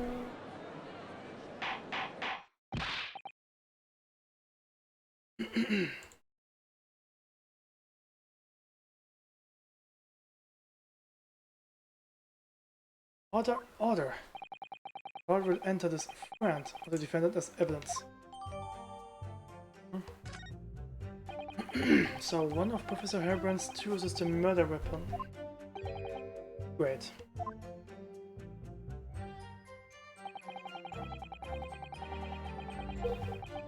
Hold it! What grounds do you have for saying that? Ah, you really need to ask? There are only two people on the public experimentation stage in front of the whole court. Victim, the scienceman, and the accused, Professor Hairbrain. We know for certain that before the experiment, the victim was alive. That's right, I saw him with my own eyes. Furthermore, following the explosion and kinesis, nobody went anywhere near the body. In other words, only someone else on stage with the victim could possibly have done it. Excuse me? Professor Hairbrain, you have some information to may be relevant here. Professor?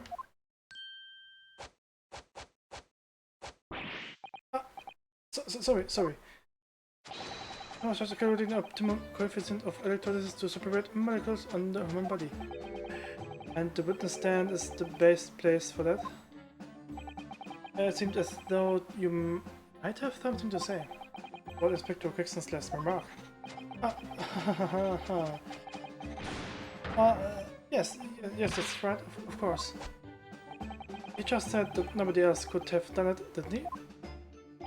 Yeah, that's right. Who else could have stabbed the victim, huh? I don't know, but there's no way that I could possibly have stabbed Miss Asman, as you were saying. Huh? Explain, please, Professor. Of course, this cold-hearted policeman may not be aware, I suppose. But humans are warm-blooded animals with blood running continuously through the veins. I had heard. Then surely you see, if I would plunk something the size of Andrew into the man's chest, the whole stage would have been a bloodbath, not a blood swimming pool. But thousands of Londoners were watching me at the time, and yet no one of them claims to have seen a swimming pool of blood. Well, no, I suppose not. You see, not one. True, I didn't see anything like that.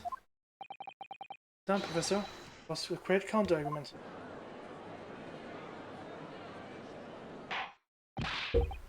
Order, order.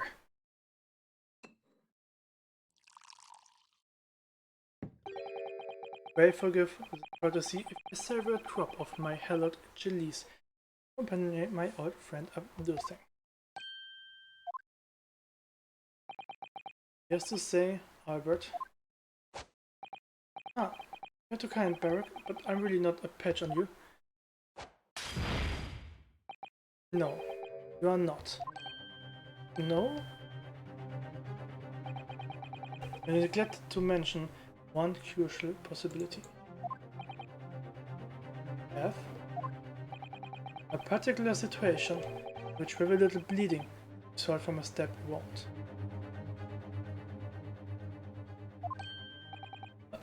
Of course. Vector, enlighten the court, please. Yes, sir. Are they going to with this? Uh-oh. Very well, you will end your formal testimony now, Inspector Crichton.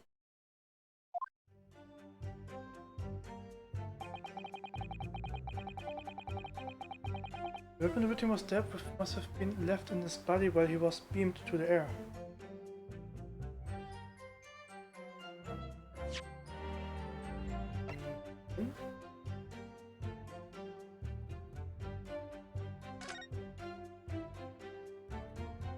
Ich habe da woanders gefunden.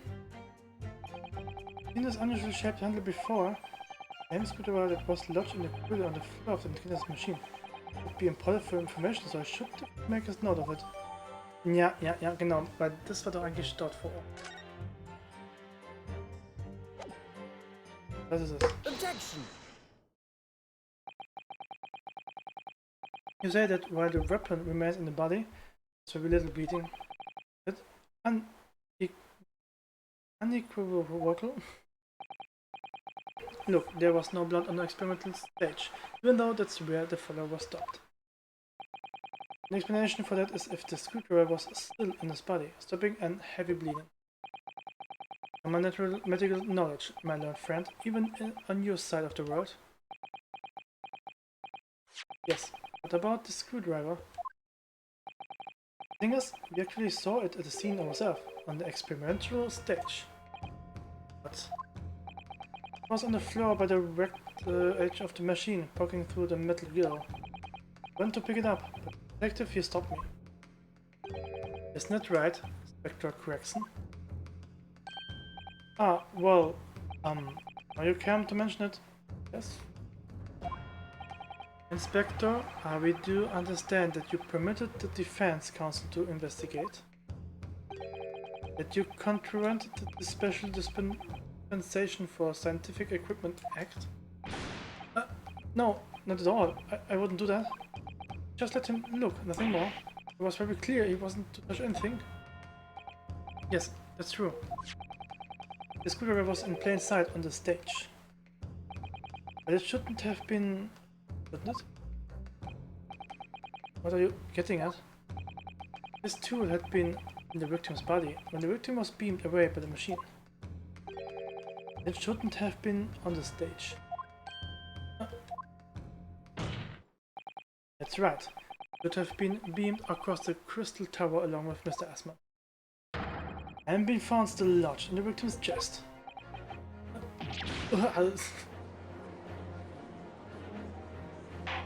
Bum, bum, bum. Order! How do you explain this, Inspector? Well, I don't... Looks as though everything that the victim had on his person moved with him when he was beamed. The screwdriver was still in his chest when the instantaneous kinesis occurred. Obviously, it should have been beamed to the destination as well. It's a strange situation.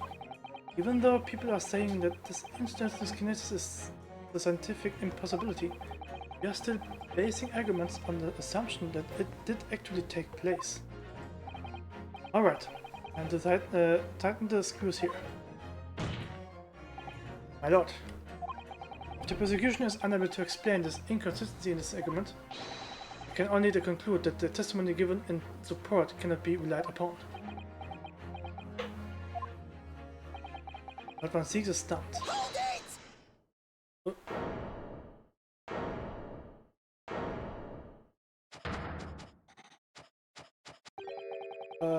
Do you have something to say?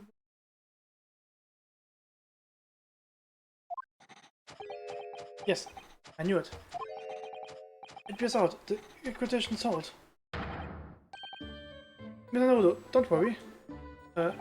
About what?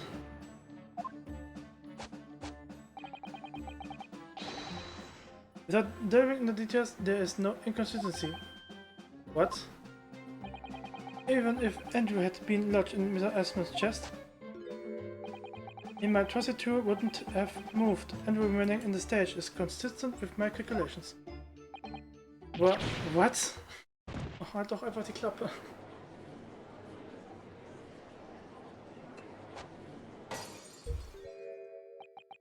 It would seem your illusions have been shattered. Clearly, we should hear the accused's explanation. Or should I say, brilliant scientist's explanation. Just when I found out an inconsistency in the prosecution's argument. Scientists. Very well. Defendant will testify again. Provide us with the scientific explanation why the inconsistency asserted by the defense fails to hold. Name of Apollo, I will, my lord. This Apollo. What? Okay.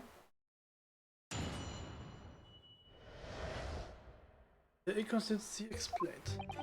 To be clear, I'm still at the stage of gathering data in my research. Hypothesis states this cannot transport metal through, as the metal weapon would have been stayed put.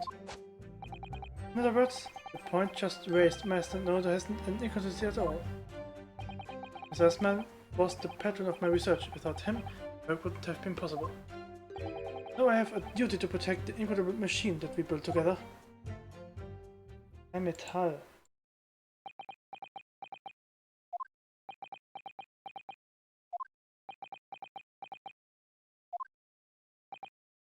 So, the thrust of your testimony, Professor, is that based upon his hypothesis, metal objects cannot be moved by the method of instant kinesis. In words, the screwdriver is made of metal even if it remained lodged in the victim's chest. Its subsequent discovery on the stage, despite the victim being found elsewhere, is not inconsistent. And therefore, Dr. Albert Harebrain could still have been the killer. My hypothesis holds, you see. We had to make the cage used to contain the subject from food for that very reason. I was not addressing you with this. Professor Harebrain? Yes?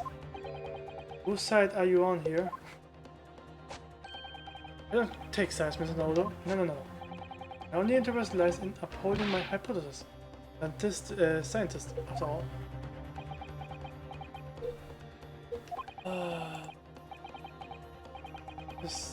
Is he working for us or against us? It's very hard to tell.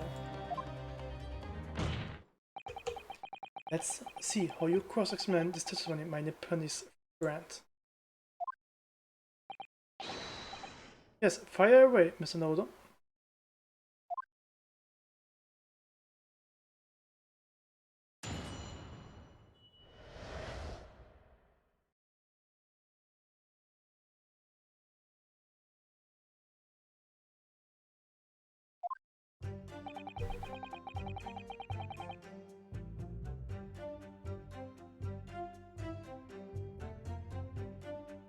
Clear, I'm still at the stage of... Okay, ich will... Hold it! Warte.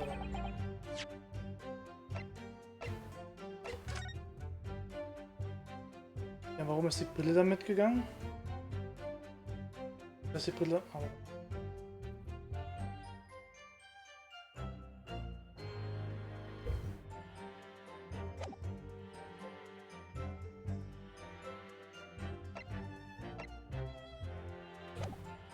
Yeah, and yet you retort my argument wasn't lacking in confidence in that way.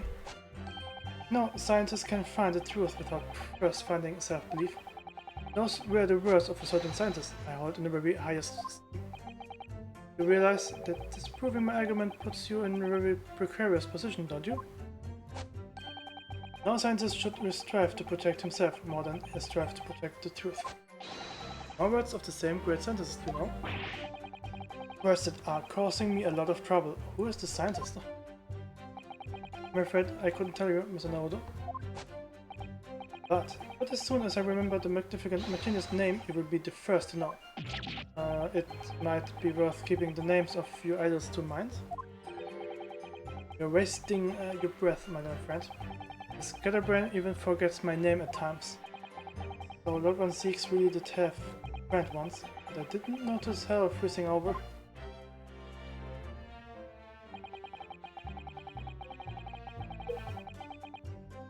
Okay, warte. Also ich weiß nicht, ob die Brille auch aus Metall besteht, aber ich...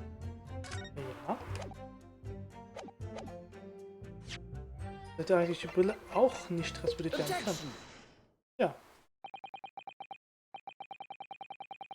Professor Harebrain, you must say that according to your hypothesis, nothing made of metal can be beamed by instantly kinesis using the machine you made, is it? That's right, spot on, exactly correct. Then in that case, I would ask you to have a look at this photograph at what was taken at the scene. In particular, I'd like you to pay attention to the victim's face.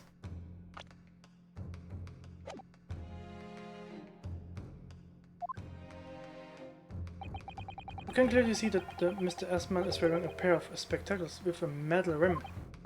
What? Metal? No. Metal can't... That's not... Metal? No! We have already established that the proposed murder weapon, the screwdriver, was found on the stage. However, your hypothesis correctly predicted the outcome. It should also have predicted the metal-rimmed spectacles would be found in the same place. My hypothesis... Professor Harebrain, this isn't easy for me to say, but your hypothesis is clearly flawed. Ugh.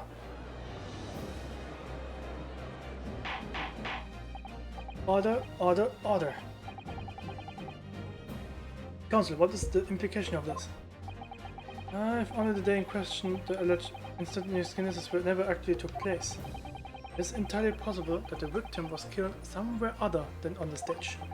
And in that case, someone other than the defendant could have been the culprit. But my hypothesis is sound. I proved that the experiment was succeed. The experiment was proof of all my work. If I could say something here, in my capacity as a fellow of the Royal Society. Yes, you are number 4, go ahead. The man of science, there's one thing I simply cannot abet. And that is a fraud who pretends to be a fellow man of science. What? Wait! Great Scott, are you suggesting my science is suspect? Is a suspect? Oh, that's English.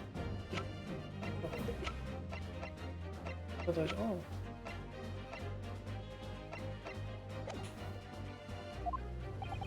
It's just been disproved, hasn't it? In front of all of us. In other words, the whole demonstration was complete nonsense from start to finish. Believe me, my fellow jurors, I tell you that this man is a heel, a bounder, and a fraud.